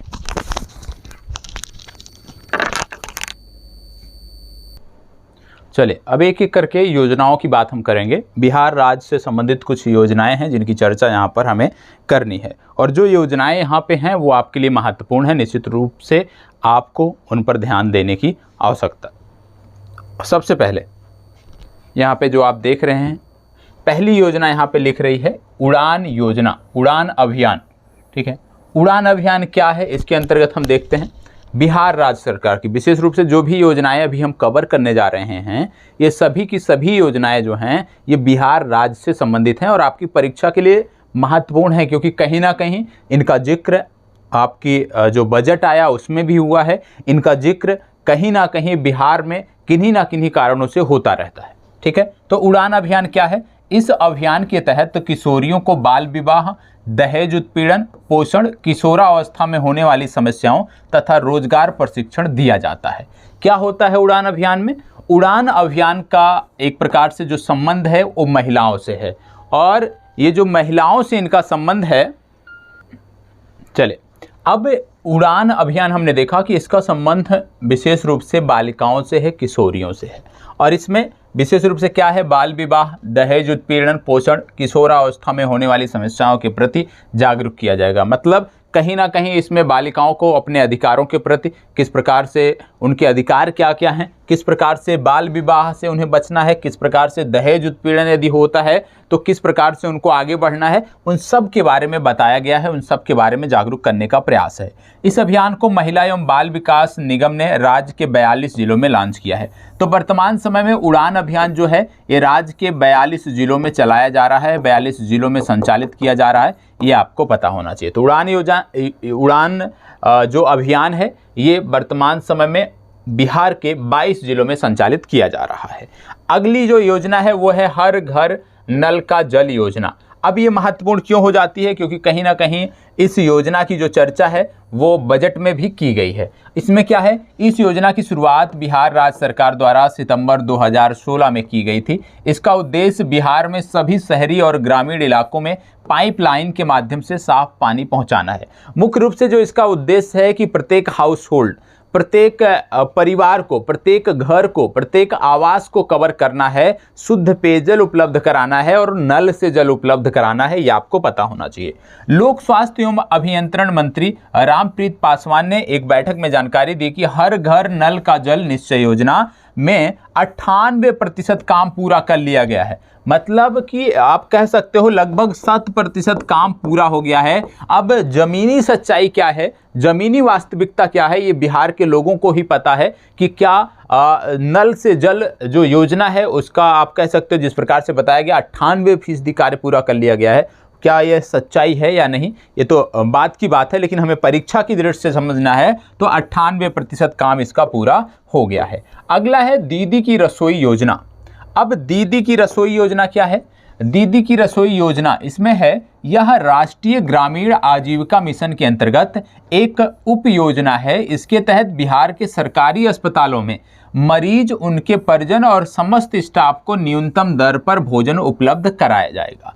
तो दीदी की रसोई योजना क्या है? दीदी की रसोई योजना का संबंध मुख्य रूप से बिहार के स्वास्थ्य सेवकों के लिए, बिहार के स्वास्थ्य क्षेत्र में कार्य करने वाले लोगों के लिए, साथ ही साथ मरीजों के लिए और मरीजों के साथ उनके परिजनों के लिए है, जिसमें उन्हें न्यूनतम दर पर भोजन अस्पताल में उपलब्ध कराया जाएगा। वर्तमान में राज्य के 35 जिलों के सदर अस्पताल में दीदी रसोई का संचालन किया जा रहा है। तो जिले के 35 जिले के जो जिला अस्पताल होते हैं, जो सदर अस्पताल होते हैं, वहां पर वर्तमान समय में इसका संचालन किया जा रहा है। ये नहीं पूछा जाएगा कि कितने दिनों में संचालन किया जा रहा है, ये पूछा जाएगा कि दीदी की रसोई योजना के लाभार्थी कौन है या किस वर्ग को इससे लाभ पहुंच रहा है। अगला है कुशल युवा कार्यक्रम। अब आइए देख लेते हैं कुशल युवा कार्यक्रम क्या है।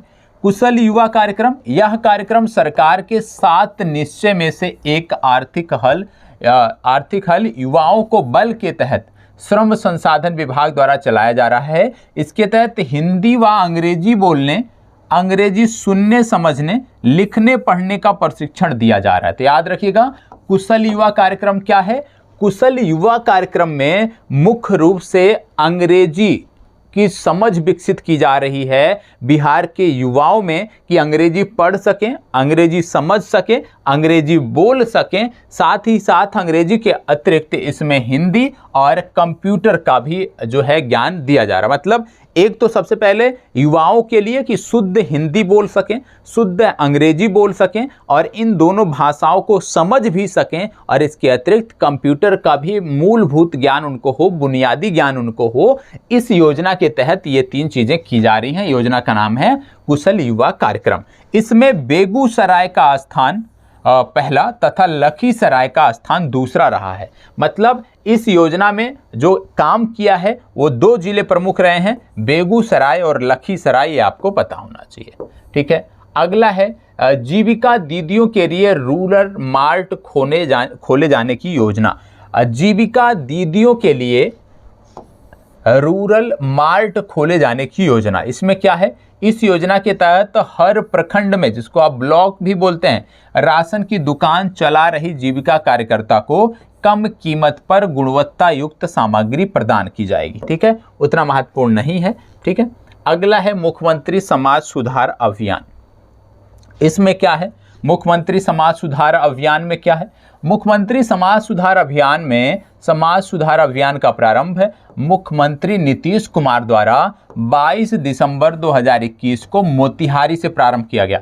देखो, एक प्रश्न यहाँ से यह भी बन सकता है कि मुख्यमंत्री समाज सुधार अभियान का शुभारंभ कहाँ से किया गया? तो मोतिहारी से किया गया। दूसरा, मुख्यमंत्री समाज सुधार अभियान का शुभारंभ किसने किया? मुख्यमंत्री नीतीश कुमार ने किया। ठीक है, जो 15 जनवरी 2022 तक चला।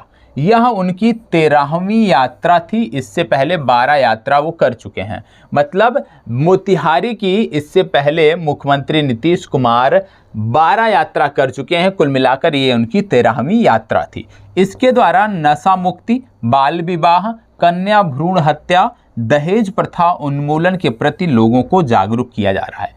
तो विशेष रूप से समाज सुधार अभियान जो है, ये आप कह सकते हो सभी वर्गों के लिए है। सभी वर्गों को इसमें जागरूक किया जा रहा है। किस संदर्भ में?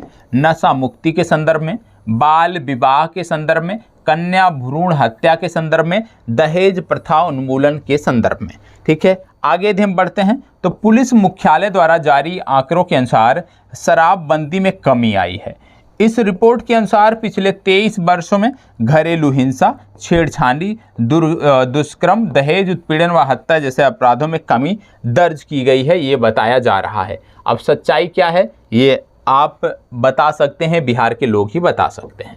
अगला है गंगा जल उद्देह योजना, महत्वपूर्ण है। गंगा जल उद्देह योजना, इसमें क्या है? मुख्यमंत्री नीतीश कुमार ने गंगा जल उद्देह योजना के तहत सभी लोगों को शीघ्र शुद्ध पेयजल उपलब्ध कराने पर जोर दिया है। इस योजना के अंतर्गत राजगीर, गया, बोध गया और नवादा में सभी लोगों को शुद्ध पेयजल उपलब्ध कराया जाएगा। तो सबसे पहले आपसे ऐसे पूछा जा सकता है कि गंगा जल उद्देह योजना है क्या? तो गंगा जल उद्देह योजना विशेष रूप से ये शुद्ध पेयजल उपलब्ध कराने के लिए एक योजना है। क्या इसमें सभी लोगों को शुद्ध पेयजल उपलब्ध कराया जाएगा बिहार के? नहीं, इसमें कुछ सिलेक्टेड जिले हैं जैसे राजगीर, गया, बोध गया और नवादा। तो मुख्य रूप से यह जो योजना है ये इन 4 जिलों को समाहित करती है अपने आप में। राजगीर, गया, बोध गया और नवादा, ये आपको 4 जिले रटे होने चाहिए। ठीक है। अगला है गर्ल्स फर्स्ट योजना। ये क्या है? गर्ल्स फर्स्ट योजना बिहार के 33 जिलों के 165 कस्तूरबा गांधी आवासीय विद्यालय को गर्ल्स फर्स्ट योजना के तहत चयनित किया गया है, जिसका उद्देश्य राज्य की बेटियों के स्वास्थ्य, सुरक्षा और सशक्तिकरण को बेहतर और मजबूत करना है। तो गर्ल्स फर्स्ट योजना विशेष रूप से बालिकाओं के लिए है, किशोरियों के लिए है। उनको स्वास्थ्य, सुरक्षा और सशक्तिकरण उनका किया जाएगा। ठीक है। अब अगला है मुख्यमंत्री नीतीश कुमार के द्वारा सचिवालय पटना से रबी महाअभियान का शुभारंभ। रबी और खरीफ फसलों की बात होती है, आप जानते हो, तो उसी के बारे में है, ये आपको पता होना चाहिए। अगला आता है जल जीवन हरियाली योजना। ये महत्वपूर्ण है। ठीक है। जल जीवन हरियाली योजना, इसमें क्या चीज़ें बताई जा रही हैं, ध्यान दीजिएगा। जल जीवन हरियाली योजना में बताया जा रहा है, जल जीवन हरियाली योजना के तहत बिहार के जिलों की रैंकिंग की गई है और जल जीवन हरियाली योजना में जो टॉप 5 जिले हैं वो निम्न हैं। पहला, गया को प्रथम स्थान। तो याद रखना है, जल जीवन हरियाली योजना में गया को प्रथम स्थान प्राप्त हुआ है। जल जीवन हरियाली योजना में गया को प्रथम स्थान प्राप्त हुआ है। जहानाबाद को दूसरा स्थान, औरंगाबाद को तीसरा स्थान, नालंदा को चौथा और बक्सर को 5वां स्थान प्राप्त हुआ है। तो कम से कम 3 आपको याद होने चाहिए, गया, जहानाबाद और औरंगाबाद, ये 3 क्रम याद आना चाहिए। ठीक है। इसके साथ साथ यदि हम बात करें कि जल जीवन हरियाली योजना है क्या, तो जल जीवन हरियाली योजना के तहत जल संरक्षण और वृक्षारोपण पर बल दिया जाता है। क्या है? जल जीवन हरियाली योजना के अंतर्गत जल संरक्षण और वृक्षारोपण पर बल दिया जाता है। राष्ट्रीय जलवायु जोखिम आकलन रिपोर्ट 2021 में बिहार को संवेदनशील श्रेणी में रखा गया। याद रखिएगा, राष्ट्रीय जलवायु जोखिम आकलन रिपोर्ट 2021 में बिहार को संवेदनशील श्रेणी में रखा गया है, यह आपको पता होना चाहिए। इस श्रेणी में भारत के 8 राज्यों बिहार, झारखंड, पश्चिम बंगाल, अरुणाचल प्रदेश, मिजोरम, उड़ीसा, छत्तीसगढ़ और असम है। आप जान रहे होंगे कि जैसे जैसे भारत में आप कह सकते हो शहरीकरण बढ़ रहा है, जैसे जैसे जनसंख्या बढ़ रही है, जो प्राकृतिक स्रोत हैं, ठीक है, जो प्राकृतिक स्रोत हैं उन पर लगातार दबाव बढ़ रहा है और आप कह सकते हो जो भूमिगत जल है उस पर भी लगातार दबाव बढ़ रहा है और जिसके चलते बहुत सारे राज्य आज के समय में भारत जैसे देश में आप कह सकते हो भारत के लगभग आधे राज्य ऐसे हैं जहां पर आने वाले समय में जल संकट होने के संकेत मिल रहे हैं। तो निश्चित रूप से यदि अभी हम सचेत नहीं होंगे, अभी हम इनसे सबक नहीं ले सकते हैं, सबक नहीं लेते हैं, तो आने वाले समय में बहुत बड़ी समस्याओं का जो है हमें सामना करना पड़ेगा। ठीक है। अब अगले है मुख्यमंत्री कन्या उत्थान योजना। मुख्यमंत्री कन्या उत्थान योजना क्या है? मुख्यमंत्री कन्या उत्थान योजना के अंतर्गत बिहार का निवासी होना चाहिए। एक परिवार की 2 लड़कियों को ही सिर्फ इसके योग्य माना जाएगा, 2 से ज़्यादा लड़कियां हैं तो नहीं, 2 लड़कियां हैं, अगर 3 लड़कियां हैं मान लीजिए किसी परिवार में, तो तीसरी को इसका लाभ नहीं मिलेगा, सिर्फ 2 को मिलेगा।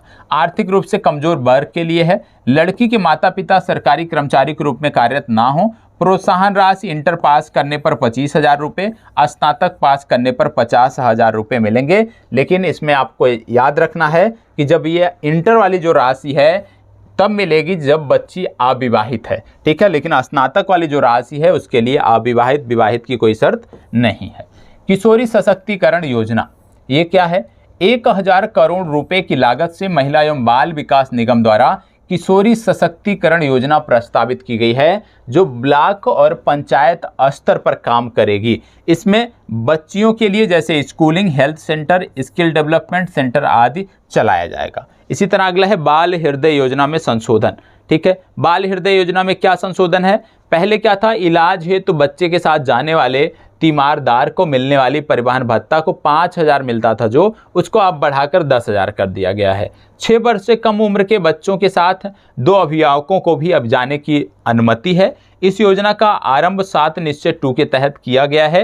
हृदय में छेद के साथ जन्मे बच्चों को सरकार की ओर से मुफ्त इलाज का प्रावधान है। तो विशेष रूप से बिहार के ऐसे बच्चे जिनके हृदय में छेद है उनके लिए यह कार्यक्रम शुरू किया गया है, यह योजना शुरू की गई है। और इसमें परिवहन भत्ता पहले 5,000 रुपये मिलता था, अब उसको 10,000 कर दिया गया है। और 6 वर्ष से यदि कम उम्र का बच्चा है तो अब उस बच्चे के साथ 2 अभिभावकों को जाने की अनुमति होगी, ठीक है। और इसमें मुफ्त इलाज राज्य सरकार द्वारा मुहैया कराया जाता है, ठीक है। इसके बाद है मुख्यमंत्री युवा उद्यमी योजना और मुख्यमंत्री महिला उद्यमी योजना।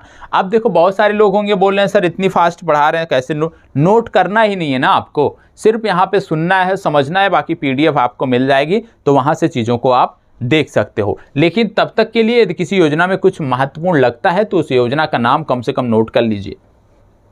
मुख्यमंत्री युवा उद्यमी योजना और मुख्यमंत्री महिला उद्यमी योजना, इसमें क्या है? बिहार में बेरोजगार युवाओं को स्वरोजगार और स्टार्टअप के लिए यह योजना है, यह आपको पता होना चाहिए, ठीक है। इस योजना के तहत नया उद्यम लगाने के लिए कुल 10 लाख रुपए तक की मदद का प्रावधान है। 10 लाख में नए उद्यम के लिए 5 लाख अनुदान और शेष बिना ब्याज का कर्ज होगा। 1% ब्याज के साथ 84 किस्तों में ऋण की अदायगी की जाएगी। तो एक प्रकार से यदि देखें कि कोई अपना नया उद्यम शुरू करना चाहता है, नया व्यवसाय शुरू करना चाहता है, तो उसके लिए एक महत्वपूर्ण योजना है, क्योंकि इसमें ब्याज बहुत न्यूनतम रखा गया और किस्तें भी कितनी? 84 किस्तें रखी गई हैं, ठीक है। अगला बाल सहायता योजना। बाल सहायता योजना क्या है? मुख्यमंत्री नीतीश कुमार द्वारा बाल सहायता योजना के अंतर्गत 18 वर्ष होने तक 1,500 रुपये प्रतिमाह प्रदान किए जाएंगे। योग्यता क्या होनी चाहिए? ऐसे बच्चे जिनके माता पिता दोनों की मृत्यु हो गई हो, जिनमें एक की मृत्यु कोरोना से हुई है। कहने का मतलब है कि बहुत सारी राज्य सरकारों ने इस प्रकार की मुहिम छेड़ी है कि ऐसे बच्चे जिन्होंने अपने माता पिता को कोरोना में खो दिया है उनके लिए कुछ बेहतर किया जाए, और उसी दिशा में एक कदम है। और बिहार राज्य सरकार ने भी ऐसे बच्चे जिन्होंने अपने माता पिता को खो दिया है या माता पिता में से किसी एक की कोरोना के कारण मृत्यु हुई हो लेकिन वो बच्चे अनाथ हों, तो उनको 18 वर्ष पूरा होने तक 1,500 रुपये प्रतिमाह राज्य सरकार उपलब्ध कराएगी, ठीक है। इसके साथ साथ ऐसे बच्चे बच्चियां जिनके अभिभावक नहीं हैं उनकी देखरेख बाल गृह में की जाएगी। ऐसे अनाथ बच्चियों का कस्तूरबा गांधी बालिका आवासीय विद्यालय में प्राथमिकता पर नामांकन भी कराया जाएगा। योजना का भुगतान प्रधानमंत्री केयर्स फंड के तहत किया जाएगा, ठीक है। अगला है सघन पौधरोपण अभियान, ठीक है। इसके बारे में बहुत ज़्यादा जानने की ज़रूरत नहीं है। ये है स्वामित्व योजना, ये आपको पता होना चाहिए। स्वामित्व योजना क्या है? केंद्र सरकार की जो स्वामित्व योजना है उसी की बात हो रही है। बिहार में 24 अप्रैल 2021 को ये लॉन्च की गई। इसका उद्देश्य बिहार में ड्रोन द्वारा ग्रामीण क्षेत्रों में भूमि सर्वे का मैपिंग करना। विशेष रूप से स्वामित्व योजना क्या है? जैसे आप भूमि का खसरा और खेतौनी बोला जाता है, जब आप निकलवाते होंगे भूमि का नक्शा निकलवाते होंगे, उसी नक्शे को अब स्वामित्व योजना के तहत ड्रोन के माध्यम से मैपिंग की जाएगी और इससे एक्यूरेट जो आपका मैप है, नक्शा है, खसरा खतौनी, वो निकल सकेगा, ठीक है। और इसका उद्देश्य क्या है? सामाजिक आर्थिक रूप से एक सशक्त और आत्मनिर्भर ग्रामीण भारत को बढ़ावा देना है। ग्रामीणों द्वारा ऋण और अन्य वित्तीय लाभों का फायदा उठाने के लिए संपत्ति को वित्तीय परिसंपत्ति के रूप में ये उपयोग करने का मार्ग प्रशस्त करता है। अब बात आ जाती है अर्थव्यवस्था से जुड़े हुए योजनाओं की। तो अर्थव्यवस्था से जुड़ी हुई जो योजनाएं हैं उनकी भी हम चर्चा यहाँ पे कर लेते हैं। जैसे अब इसमें आप देखोगे राज्य निवेश प्रोत्साहन पॉलिसी, ये क्या है? राज्य निवेश प्रोत्साहन परिषद की अधिकारिता रिपोर्ट के अनुसार राज्य निवेश प्रोत्साहन पॉलिसी लागू होने के बाद से 28 अक्टूबर 2021 तक 2327 यूनिट लगाए जा चुके हैं। स्थापित होने वाली यूनिटों में सर्वाधिक निवेश 38% तथा सर्वाधिक कारखाने 150 केवल खाद्य प्रसंस्करण उद्योग में लगे हैं। तो याद रखिएगा, यदि आपसे पूछ लिया जाए राज्य निवेश प्रोत्साहन पॉलिसी के अंतर्गत सबसे ज़्यादा निवेश किस प्रकार के उद्योगों में, कारखानों में हुआ है, तो आपको बताना है खाद्य प्रसंस्करण उद्योग में सबसे ज़्यादा निवेश हुआ है। ठीक है, अगला आता है यहाँ पे 5वां Bihar India international mega trade fair. Gyan Bhavan international convention centre Patna में इसका आयोजन 5वीं बार किया गया।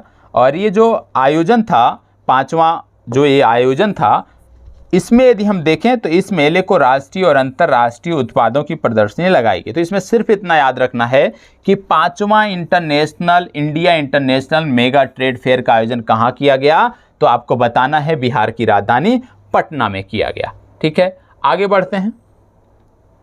बिहार को 4 मिनरल ब्लॉक आवंटित किए गए, इसके बारे में मैंने बताया आपको, लेकिन फिर से एक बार याद रख लीजिएगा। बिहार को 4 मिनरल ब्लॉक कौन से आवंटित किए गए हैं? केंद्र सरकार द्वारा औरंगाबाद, सासाराम और गया। औरंगाबाद, सासाराम और गया जिला में 4 मिनरल ब्लॉक आवंटित किया गया है। क्या क्या? औरंगाबाद एवं गया में क्या है? पोटास, रट जाइएगा, महत्वपूर्ण है। औरंगाबाद एवं गया में पोटास, सासाराम में निकेल का भंडार जो है पाया गया है, जिसके लिए केंद्र सरकार ने स्वीकृति दे दी है। तो याद रखिएगा, औरंगाबाद और गया में पोटास, सासाराम में निकेल, ये आपको पता होना चाहिए। औरंगाबाद, गया में पोटास, सासाराम में निकेल। इसके बाद आगे बढ़ते हैं और अगला इसमें महत्वपूर्ण देखते हैं। तो बिहार में बेरोजगारी की स्थिति के बारे में यहाँ पे बात की गई है।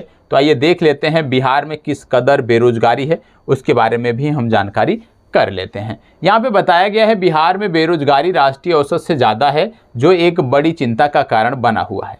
बिहार में शहरी बेरोजगारी ग्रामीण बेरोजगारी से ज़्यादा है। याद रखिएगा, बिहार में शहरी बेरोजगारी ग्रामीण बेरोजगारी से ज़्यादा है, पूछा जा सकता है। ग्रामीण बेरोजगारी 9% है, तो वहीं शहरी बेरोजगारी 16.9% है। याद रखिएगा, बिहार में ग्रामीण बेरोजगारी जो है कितना है? सिर्फ 9% है, और शहरी बेरोजगारी कितना है? 16.9% है। ठीक है, नीति आयोग की रिपोर्ट में बिहार सबसे पिछड़ा राज्य है, यह भी आपको पता होना चाहिए। ठीक है, बिहार में पिछड़ा एवं अति पिछड़ा वर्ग कल्याण विभाग ने सूबे में पिछड़ा एवं अति पिछड़ा निर्देशालय के गठन के संबंध में सूचना जारी की है। तो सबसे ज़्यादा इसमें महत्वपूर्ण क्या है कि बिहार में जो ग्रामीण बेरोजगारी है वो कम है अपेक्षाकृत किससे? शहरी बेरोजगारी से। बिहार में ग्रामीण बेरोजगारी सिर्फ 9% है, जबकि शहरी बेरोजगारी 16.9% है। ठीक है, इसके बाद बात आती है मक्का उत्पादन की। बिहार में मक्का उत्पादन के बारे में यहाँ पे बताया गया है। तो मक्का उत्पादन के संदर्भ में भी कुछ फैक्ट हैं जो आपको पता होना चाहिए, उनको देख लेते हैं। जैसे मक्का उत्पादन में बिहार का रिकॉर्ड स्थान। बिहार ने 7 जिलों में 50 क्विंटल प्रति एकड़ मक्का का उत्पादन कर विश्व रिकॉर्ड बनाया है। याद रखिएगा, महत्वपूर्ण है। ठीक है, बिहार ने 7 जिलों में 50 क्विंटल प्रति एकड़ मक्का का उत्पादन कर विश्व रिकॉर्ड बनाया है। पूर्व में यह रिकॉर्ड संयुक्त राज्य अमेरिका के पास था।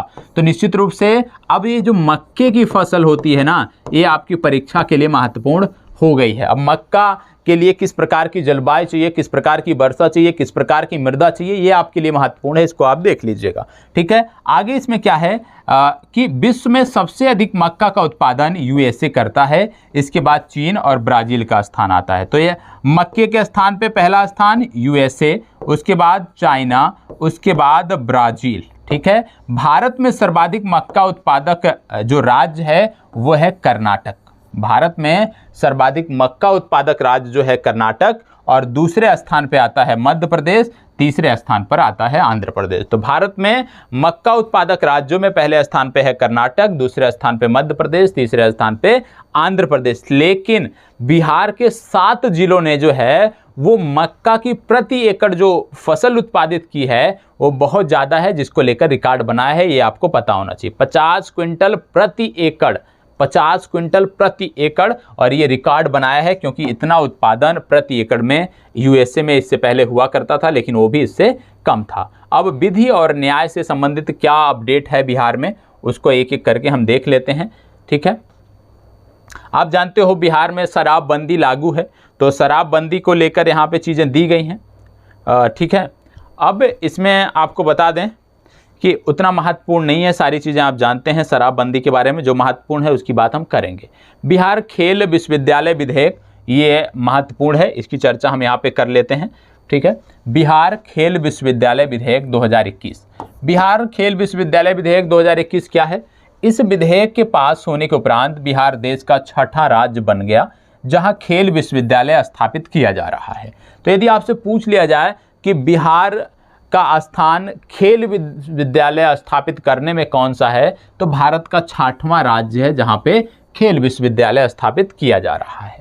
बिहार से पूर्व गुजरात, पंजाब, असम, तमिलनाडु, राजस्थान में ऐसे खेल विश्वविद्यालय स्थापित हो चुके हैं। इस विधेयक के जरिए बनने वाले खेल विश्वविद्यालय का मुख्यालय राजगीर होगा। ठीक है, याद रखिएगा, बिहार में जो खेल विश्वविद्यालय बनेगा उसका मुख्यालय क्या होगा? राजगीर होगा। इसके अतिरिक्त राजगीर में पहले से बन रही स्पोर्ट अकादमी भी इस विश्वविद्यालय के अंतर्गत आ जाएगी। तो याद रखिएगा, बिहार में जो खेल विश्वविद्यालय बन रहा है उसका सेंटर, उसका आप कह सकते हो मुख्यालय क्या होगा? राजगीर उसका मुख्यालय होगा। ठीक है, अगला है बिहार के कैबिनेट के प्रमुख प्रस्ताव। अब बिहार कैबिनेट के जो प्रमुख प्रस्ताव है उसको एक एक करके हम देख लेते हैं। जो प्रमुख प्रस्ताव है, ठीक है, क्या प्रमुख प्रस्ताव है? यहाँ बताया गया कि पंचायती राज विभाग की योजनाओं से प्रखंड स्तर पर बीडीओ और जिला स्तर पर डीडीसी, ईओ को अधिकार मुक्त किया गया है। इनकी जगह प्रशासनिक सेवा के नए अधिकारियों का पद का सृजन किया जाएगा। पंचायत की योजनाओं के लिए प्रखंड में बीडीओ की जगह अब प्रखंड पंचायत राज पदाधिकारी जिम्मेदार होंगे। प्रत्येक विधानसभा क्षेत्र में एक पीएचसी और 5 उप स्वास्थ्य केंद्र बनाए जाने की मंजूरी दी गई है। कैबिनेट द्वारा medical science university, engineering university और स्पोर्ट यूनिवर्सिटी अधिनियम को स्वीकृति दी गई है। अधिकतम सजा काट चुके कैदियों की रिहाई पर भी मुहर लगाई गई है। अब बात आती है सरकारी पदों पर महिलाओं को आरक्षण। लगातार चर्चा में है, महिला आरक्षण की बात लगातार हम सभी करते रहते हैं। तो यहाँ पे क्या है? मुख्यमंत्री नीतीश कुमार ने सरकारी पदों पर महिलाओं के लिए 35% आरक्षण का प्रावधान किया है, ये आपको पता होना चाहिए। ठीक है, कहाँ कहाँ? एसडीओ, प्रखंड विकास पदाधिकारी, अंचलाधिकारी आदि पदों पर तो 35% आरक्षण का प्रावधान है। अगला है, मुख्यमंत्री नीतीश कुमार द्वारा इंजीनियरिंग और मेडिकल कॉलेज की सीटों में 33% आरक्षण का प्रावधान लड़कियों के लिए किया गया है। तो याद रखिएगा, सरकारी पदों पर महिलाओं को 35% आरक्षण और मेडिकल और इंजीनियरिंग कॉलेज में महिलाओं को 33% आरक्षण यहाँ पे दिया गया है, ये आपको पता होना चाहिए। तो कहीं ना कहीं इससे महिलाओं को आप कह सकते हो महिला सशक्तिकरण से इसको भी आप देख सकते हो। अब बात आती है संरचना से, क्योंकि दूसरा सबसे ज़्यादा बिहार का बजट का खर्च इसी पे अब की बार किया जाएगा। पहला 4 लेन ग्रीनफील्ड एक्सप्रेस वे। उत्तर एवं दक्षिण बिहार को जोड़ने वाली एक्सप्रेस वे की लंबाई है 205 किलोमीटर। याद रखिएगा, उत्तर एवं दक्षिण बिहार को जोड़ने वाली एक्सप्रेस वे की लंबाई है 205 किलोमीटर और ये बिहार का पहला 4 लेन ग्रीनफील्ड एक्सप्रेस वे होगा। ग्रीनफील्ड एक्सप्रेस वे होता है, ब्राउनफील्ड एक्सप्रेस वे होता है। ग्रीनफील्ड एक्सप्रेस वे का मतलब होता है कि पूरा का पूरा 100% नया बनेगा। ब्राउनफील्ड का मतलब होता है कि मान लीजिए कुछ दूरी तक पुराना बना है या पुराना बना है उसी को अपग्रेड करके नया बनाया जा रहा है, तो उसको बोलते हैं ब्राउनफील्ड। तो ग्रीनफील्ड और ब्राउनफील्ड अंतर आपको पता होना चाहिए। तो पहला 4 लेन ग्रीनफील्ड एक्सप्रेस वे ये आपका पता होना चाहिए। उत्तर बिहार को दक्षिण बिहार से जोड़ता है, 205 किलोमीटर लंबाई है। औरंगाबाद से पटना होते दरभंगा तक जाता है। तो यदि आपसे पूछ लिया जाए कि पहला 4 लेन ग्रीनफील्ड एक्सप्रेसवे किन 2 स्थानों को जोड़ता है, तो औरंगाबाद को दरभंगा से जोड़ता है।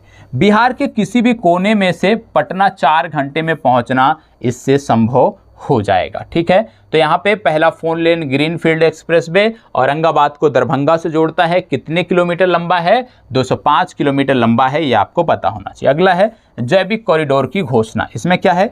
बिहार के गंगा नदी के दोनों किनारों पर जैविक कॉरिडोर का निर्माण किया जाएगा, जिसमें कुल 13 जिलों को शामिल किया गया है। इस योजना में किसानों को जैविक खेती के लिए कृषि इनपुट अनुदान तथा निःशुल्क प्रमाणीकरण की सुविधा दी जाएगी। ठीक है, अब आगे बात करते हैं बौद्ध तथा जैन सर्किट के बारे में। बिहार राज्य पथ परिवहन निगम ने बौद्ध और जैन तीर्थ स्थलों के लिए इलेक्ट्रिक बसें चलाने की घोषणा की है और इनका जो परिचालन है वो पटना से राजगीर होते बोधगया तक किया जाएगा। तो याद रखना है, बौद्ध और जैन सर्किट के लिए जो परिवहन निगम की इलेक्ट्रिक बस चलेंगे वो पटना से बोधगया तक चलेंगी, बीच में राजगीर भी इसमें जोड़ा गया है। चलिए, अब बात आती है स्वास्थ्य क्षेत्र से संबंधित। स्वास्थ्य से संबंधित क्या अपडेट है? Triple drug therapy. ये क्या है? Triple drug therapy. बिहार के स्वास्थ्य मंत्री मंगल पांडे ने कहा कि राज्य से फाइलेरिया उन्मूलन के लिए, याद रखिएगा, ट्रिपल ड्रग थेरेपी किसके लिए है? फाइलेरिया उन्मूलन के लिए है। फाइलेरिया उन्मूलन के लिए राज्य के 3 जिलों में ट्रिपल ड्रग थेरेपी की शुरुआत करने की योजना है। 3 जिले कौन कौन से हैं? औरंगाबाद, शिवहर, शेखपुरा। तो याद रखिएगा, ट्रिपल ड्रग थेरेपी किसके लिए है? फाइलेरिया उन्मूलन के लिए है और औरंगाबाद, शिवहर और शेखपुरा इन 3 जिलों में चलाया जाएगा। ट्रिपल ड्रग थेरेपी फाइलेरिया उन्मूलन के लिए 3 जिले औरंगाबाद, शिवहर और शेखपुरा। ठीक है, अगला टीबी प्रिवेंटिव ट्रीटमेंट योजना बिहार के 11 जिलों में प्रारंभ। कौन कौन से 11 जिले हैं? ये नाम दिए हुए हैं, जहां पर 2022 तक बिहार से टीबी को जड़ से समाप्त करना उद्देश्य है बिहार सरकार का, और इसके लिए टीबी प्रिवेंटिव ट्रीटमेंट योजना बिहार के 11 जिलों में है। तो संख्या याद रखिएगा, 11 जिले। ठीक है, अगला है digital health card. Digital health card क्या है? बिहार सरकार ने राज्य की 12.90 करोड़ की आबादी को डिजिटल हेल्थ कार्ड देने की योजना बनाई है। आधार कार्ड की तर्ज पर बनने वाला यूनिक डिजिटल हेल्थ कार्ड है। इस कार्ड में संबंधित व्यक्ति के स्वास्थ्य से जुड़े हर एक रिकॉर्ड रहेंगे। डॉक्टर या अस्पताल कंप्यूटर पर एक क्लिक के जरिए इसको देख सकेंगे। डिजिटल हेल्थ कार्ड में व्यक्ति का मोबाइल एवं आधार नंबर भी रहेगा। इन दोनों नंबरों के आधार पर ही यूनिक हेल्थ कार्ड बनेगा। कार्ड मिलने के बाद मरीज अपने पुराने इलाज के लंबे चौड़े पुर्जे को साथ लेकर चलने की जरूरत नहीं होगी। नालंदा जिले में पायलट प्रोजेक्ट के रूप में डिजिटल हेल्थ कार्ड बनाने का कार्य शुरू हो गया है। कहने का मतलब है, ये जो डिजिटल हेल्थ कार्ड है, जैसे यदि आप मान लीजिए किसी, बहुत सारे लोग होते हैं जो मेडिकल इंश्योरेंस कराते हैं, ठीक है, स्वास्थ्य बीमा जिनका होता है, स्वास्थ्य कवर जो लेते हैं, तो उनका एक कार्ड बनता है। ठीक है, उनको एक आईडी बनता है, एक यूनिक नंबर बनता है, क्योंकि जब आप कोई मेडिकल आप कह सकते हैं लाभ लेते हैं, स्वास्थ्य बीमा कराते हैं, तो आपको अपनी सारी स्वास्थ्य संबंधी डिटेल जो है वहाँ पे अंकित करानी होती है। आपका आधार भी वहाँ पे अंकित किया जाता है एड्रेस प्रूफ के तौर पर और अन्य चीज़ों के लिए। तो इसी प्रकार से बिहार राज्य सरकार की योजना है कि बिहार के प्रत्येक नागरिक का एक हेल्थ कार्ड हो, जिसमें उसके स्वास्थ्य के बारे में कभी भी उसको कोई समस्या रही हो, कोई बीमारी रही हो, तो उसमें पूरी डिटेल उसकी हो, और जब वो कहीं पे किसी इलाज के लिए जाए तो उसको डॉक्टर को परेशान होने की ज़रूरत ना पड़े सरकारी अस्पतालों में कि क्या समस्या है, उसको पुराना पर्चा लेके जाने की ज़रूरत ना पड़े। एक क्लिक पर कंप्यूटर के उसकी पूरी डिटेल खुल जाए और उस आधार पर उसका इलाज संभव हो सके। और यह योजना कहाँ पे शुरू हुई है पायलट प्रोजेक्ट के तौर पे? नालंदा जिले में शुरू हुई है। ये आपके लिए महत्वपूर्ण है। ठीक है, अगला है स्पाइन मस्कुलर एट्रोफी। ये क्या है? 10 माह का बच्चा एक बीमारी थी, आप जानते होंगे, काफ़ी हाय तौबा मचा हुआ था बिहार में, और पूरे भारत में लगभग 14 या 15 बच्चे उस समय इस बीमारी से ग्रसित थे। 10 माह का बच्चा आयांश रोहतास का है, जो कि एक गंभीर बीमारी स्पाइनल मस्कुलर एट्रोफी से ग्रसित देश का तीसरा एवं बिहार का पहला बच्चा है। इसमें से तीसरा बताए हैं, लेकिन उस समय बताया गया था कि समाचार पत्रों के माध्यम से कि पूरे भारत में लगभग 15 से 16 हैं, लेकिन हमें उस पर नहीं ध्यान देना है, हमें इस पर ध्यान देना जो डिटेल यहाँ पे दी गई है। ठीक है, तो 10 माह का बच्चा आयांश जो था, ये एक बीमारी थी जिसको बोलते थे स्पाइनल मस्कुलर एट्रोफी से ग्रसित था। यह देश का तीसरा बच्चा था और बिहार का पहला बच्चा था। अब बात आती है कि स्पाइनल मस्कुलर एट्रोफी बीमारी क्या है। यह एक ऐसी बीमारी है जिससे धीरे धीरे शरीर की मांसपेशियां काम करना बंद कर देती हैं, शरीर पूरी तरह से कमज़ोर हो जाता है। इसके इलाज के लिए इंजेक्शन का निर्माण केवल अमेरिका में किया जाता है। इसके इलाज के लिए जो इंजेक्शन बनता है, क्योंकि ये रेयर बीमारी है, ठीक है, किसी किसी देश में देखने को मिलती है, एक दो, नहीं तो नहीं देखने को मिलती है। इसलिए जो मेडिकल कंपनियां हैं बहुत ज़्यादा इन्वेस्टमेंट इसमें नहीं कर रही हैं, कंपटीशन इसमें कोई नहीं है और अमेरिका कोई एकमात्र कंपनी है जो इसका टीका तैयार करती है और वो जो टीका है वो लाखों करोड़ों में आता है। इस वजह से काफ़ी समस्या होती है आम आदमी के लिए। आप कह सकते हैं कि कोई सरकारी नौकरी पेशा भी होगा, अच्छे पद पर भी होगा, उसके लिए भी करोड़ रुपया बच्चे के इलाज के लिए खर्च कर पाना बिना किसी सहायता से संभव नहीं है, ठीक है। अब बात आती है कुछ पोर्टल की बिहार से संबंधित। पहला है ई निश्चय पोर्टल। ई निश्चय पोर्टल क्या था? ई निश्चय पोर्टल था पंचायती राज विभाग द्वारा संचालित है।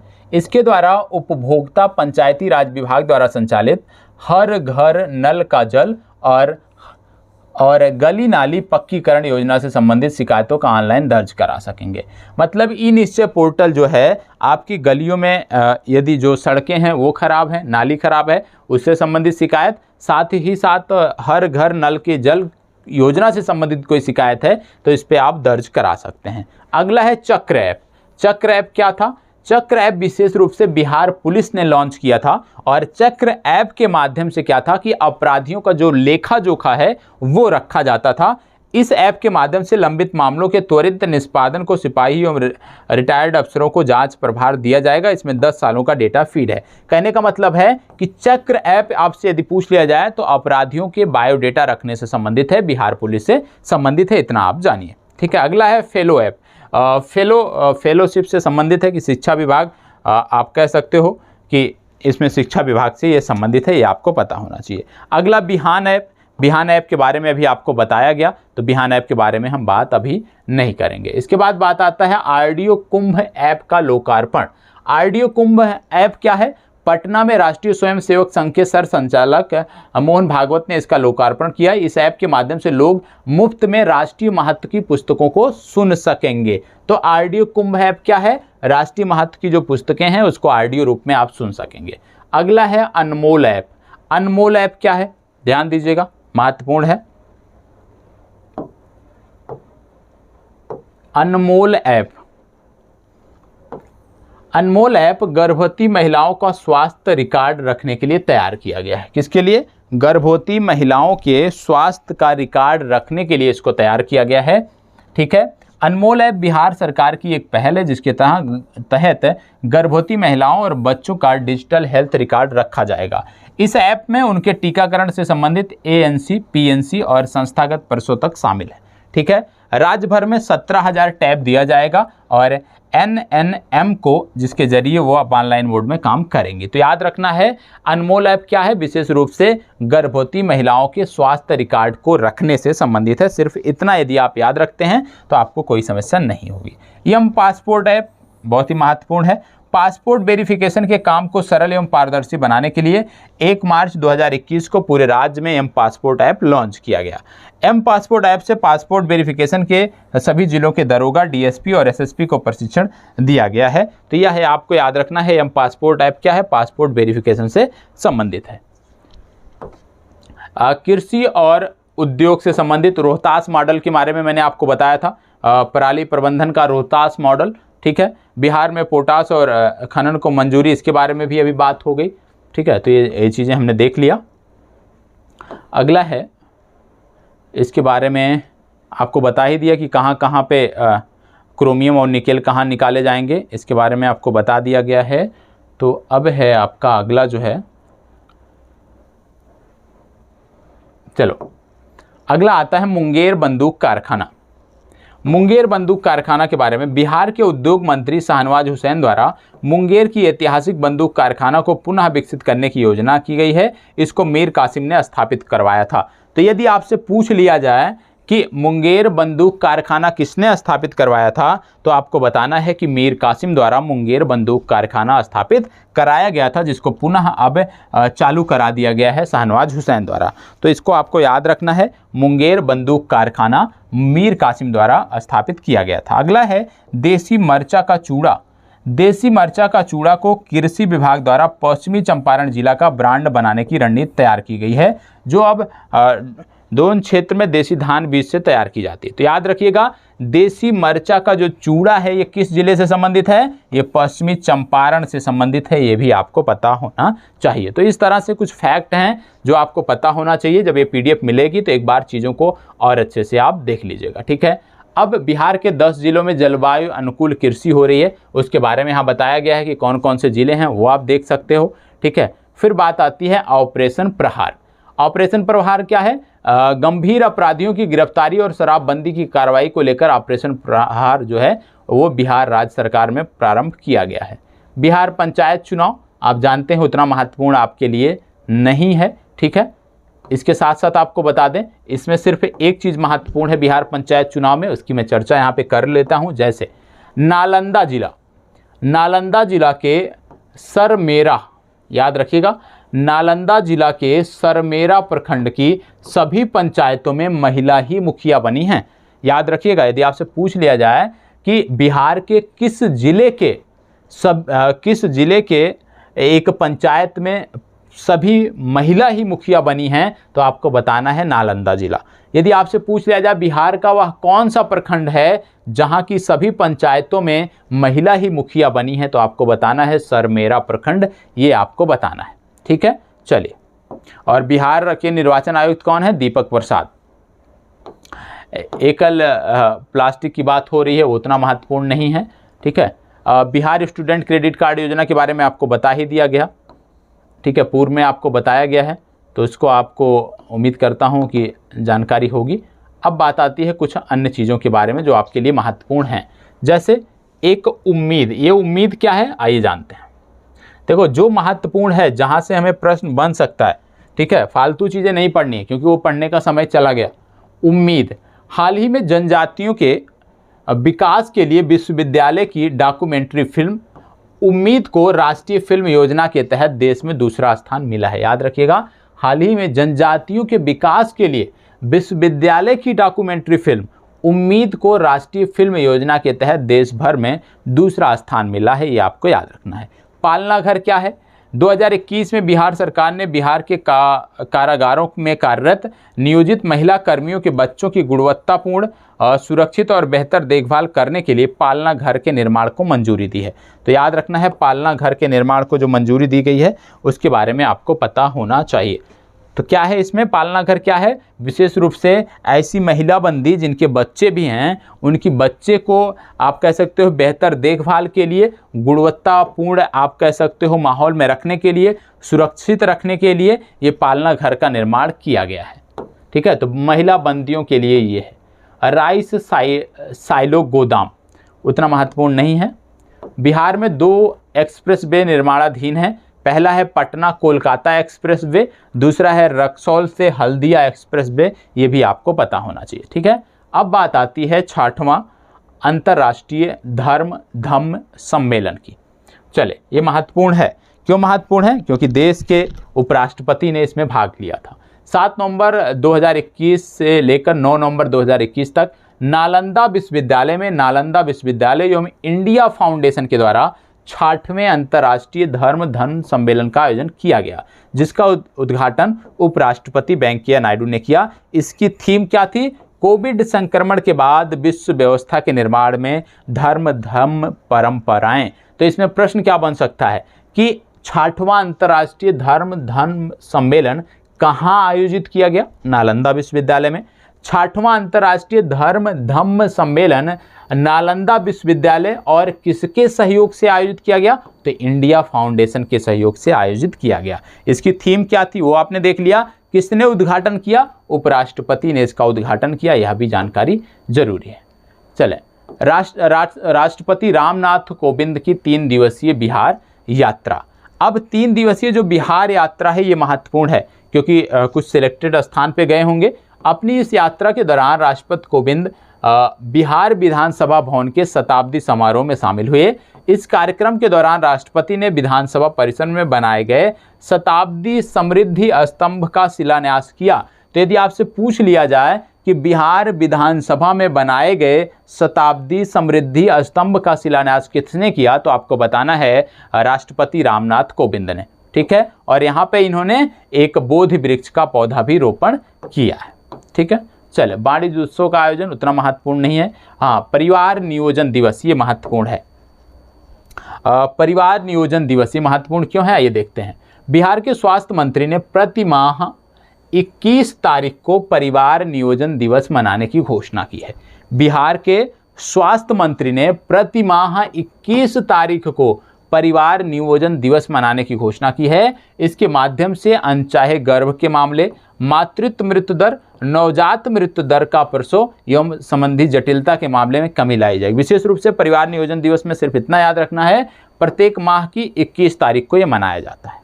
ठीक है, चलिए अब बात आती है एटीएम धोखाधड़ी के मामले में पटना का क्या स्थान है। नेशनल क्राइम रिकॉर्ड ब्यूरो के अनुसार पटना एटीएम धोखाधड़ी के मामले में पूरे भारत में तीसरे स्थान पर है। पहले स्थान पे मुंबई, दूसरे स्थान पे हैदराबाद है। तो एटीएम धोखाधड़ी के मामले में पटना का जो स्थान है पूरे भारत में तीसरा है। पहले स्थान पर मुंबई, दूसरे स्थान पर हैदराबाद, इसको भी याद रखना है। अब विपासना ध्यान की बात हो रही है, विशेष रूप से ये बौद्ध धर्म से जुड़ता है कहीं ना कहीं। ठीक है, तो इसमें क्या है कि विपासना ध्यान के लिए 15 दिन की सरकारी छुट्टी देने की घोषणा की है।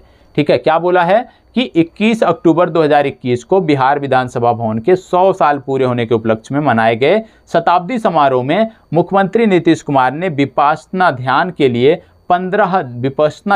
15 दिनों की सरकारी छुट्टी देने की घोषणा की है। विपश्यना ध्यान जो है ये सबसे प्राचीन तकनीकों में से एक है। इसका अर्थ है चीज़ों को वैसे ही देखना है जैसे वास्तव में है, और विशेष रूप से यदि ये जुड़ता है तो भगवान बुद्ध से, जैसे मैंने बोला, जुड़ता है। और यदि हम बात करें तो ये बहुत टिपिकल है, आम आदमी के बस की बात होती नहीं है। इसमें सिर्फ और सिर्फ आप कह लीजिए 9 दिन या शायद 15 दिन, ऐसे कुछ है, मुझे कंफर्म नहीं है। और इसमें क्या होता है कि आपको ध्यान लगाना होता है। रेगुलर आप स्टार्टिंग में बैठोगे 7-8 दिन, पूरे दिन भर आपको ध्यान लगाना होता है। बीच बीच में घंटे आधे घंटे का गैप मिलता है, और सिर्फ अपनी सांसों पर ध्यान केंद्रित करना पड़ता है। सिर्फ और सिर्फ अपने सांसों पर ध्यान केंद्रित करना पड़ता है। जब सांस आप लेते हो, जब आप सांस छोड़ते हो, उसी पर ध्यान केंद्रित करना पड़ता है। और जब आप 5-6 दिन कर लेते हो ना, तब जाकर चीज़ें आपको समझ में आती हैं। तो बहुत ही टिपिकल है, इतना आसान नहीं है। ठीक है, इसीलिए हर कोई नहीं कर पाता है। और यदि कोई कर लेता है तो उसमें आप कह सकते हो कि उससे उसका आत्मनियंत्रण, क्रोध समाप्त हो जाता है, आत्मनियंत्रण उसका बेहतर हो जाता है, उसका कंसंट्रेशन बेहतर हो जाता है, और बहुत सारे फायदे इसके हैं। यदि संभव हो सके तो नज़दीकी सेंटर पर आप जाएं, कोई शुल्क नहीं लगता है, निःशुल्क होता है। कृषि यंत्र बैंक, इसके बारे में ज़्यादा मतलब नहीं है। ठीक है, आगे आते हैं। देश का पहले कमांडो दस्ता। अब बिहार देश का पहला राज्य बन गया है जहां पर महिला कमांडो का दस्ता तैयार किया गया है। इनकी मुख्यमंत्री की सुरक्षा के अलावा एटीएस व एसटीएफ में तैनाती होगी। इसमें 92 महिला सिपाहियों को रखा गया है। तो देश का पहला महिला कमांडो दस्ता किसने तैयार किया है? बिहार ने किया है। टोटल 92 महिला सिपाहियों को इसमें तैयार किया गया है। जर्दालू आम के बारे में कई बार मैंने आपको बताया कि ये भागलपुर से संबंधित है, और जर्दालू आम जो है इसने कहाँ पे निर्यात इसको किया जा रहा है? लंदन को इसको निर्यात किया जा रहा है। शाही लीची के बारे में अक्सर बात होती है कि शाही लीची को ब्रिटेन निर्यात किया गया है। ठीक है, तो बिहार के जीआई टैग कौन कौन से? कई बार करंट अफेयर्स में मैंने बताया, जर्दालू आम, कतरनी चावल, मगही पान, मधुबनी पेंटिंग, एप्लिक कटवा पैच, सुजनी इब्राइडी और सिक्की कला। ठीक है, इसके साथ साथ भागलपुर का सिल्क भी आपको याद रखना है। बिहार के 6 जिले हुए नक्सल मुक्त कौन कौन से?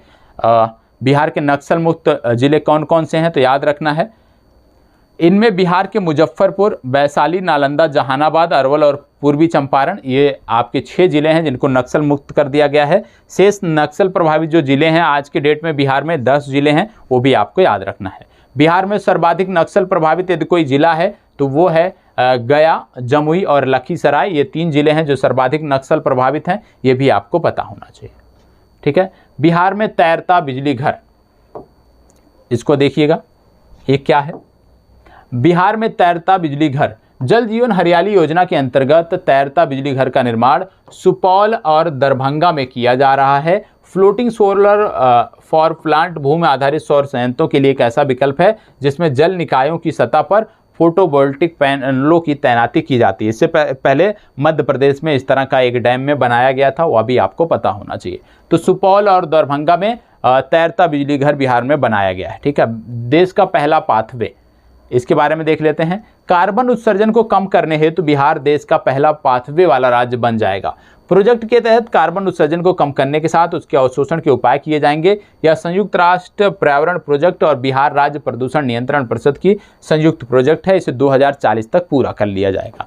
तो इसमें बहुत ज़्यादा कुछ नहीं था। ठीक है, आगे बढ़ते हैं और सूचकांक के बारे में हम बात कर लेते हैं। अब इसमें कई सारे सूचकांक यहाँ पे आपके दिए हुए हैं, जैसे सुशासन सूचकांक। सुशासन सूचकांक में यदि हम देखें, आपको बता दिया है, कई बार मैंने बताया सुशासन सूचकांक के बारे में कि कितने कैटेगरी के बारे में करंट अफेयर्स में बताया गया है। तो वहाँ पे आप देख लीजिएगा कि सुशासन सूचकांक में बिहार का क्या स्थान है, पीडीएफ मिल जाएगी। स्वास्थ्य सूचकांक भी मैंने आपको बताया है। ठीक है, स्वास्थ्य सूचकांक में केरल पहले स्थान पे है। तो जो सूचकांक इसमें दिए, जैसे बहुआयामी गरीबी सूचकांक, इसके बारे में भी आपसे चर्चा हुई है करंट अफेयर्स में। तो ये पीडीएफ आपको मिल जाएगी, असर रिपोर्ट हो गई, तो ये आप देख लीजिएगा। ठीक है, तो आज के लिए जो है वो चर्चा यहीं पे समाप्त होती है। कुछ सूचकांक के बारे में है, इसकी पीडीएफ आपको मिल जाएगी। इसी वीडियो के डिस्क्रिप्शन में टेलीग्राम ग्रुप की लिंक है, वहाँ से जुड़कर आप वीडियो प्राप्त कर सकते हैं, पीडीएफ प्राप्त कर सकते हैं। और अभी बिहार से जुड़े हुए जो करंट अफेयर्स हैं, उनकी जो सीरीज आने वाली है पार्ट 2 के अंतर्गत आएगी, और पार्ट 2 के अंतर्गत बिहार के समस्त करंट अफेयर्स को हम समाप्त कर लेंगे। इसके बाद सिर्फ और सिर्फ हमें बिहार के संदर्भ में करंट अफेयर्स का सिर्फ रिवीजन करना रहेगा। बाकी राष्ट्रीय और अंतर्राष्ट्रीय को हम लगातार जैसे लेकर चल रहे हैं रात्रि 11 बजे, उसी प्रकार से लेकर चलते रहेंगे। तो आज की इस कक्षा को यहीं पे समाप्त करते हैं। नमस्कार, बहुत बहुत आभार। यदि क्लास अच्छी लगी हो तो प्लीज़ एक कमेंट अवश्य कर दीजिएगा, जिससे भाग 2 अच्छे से लाया जा सके। धन्यवाद।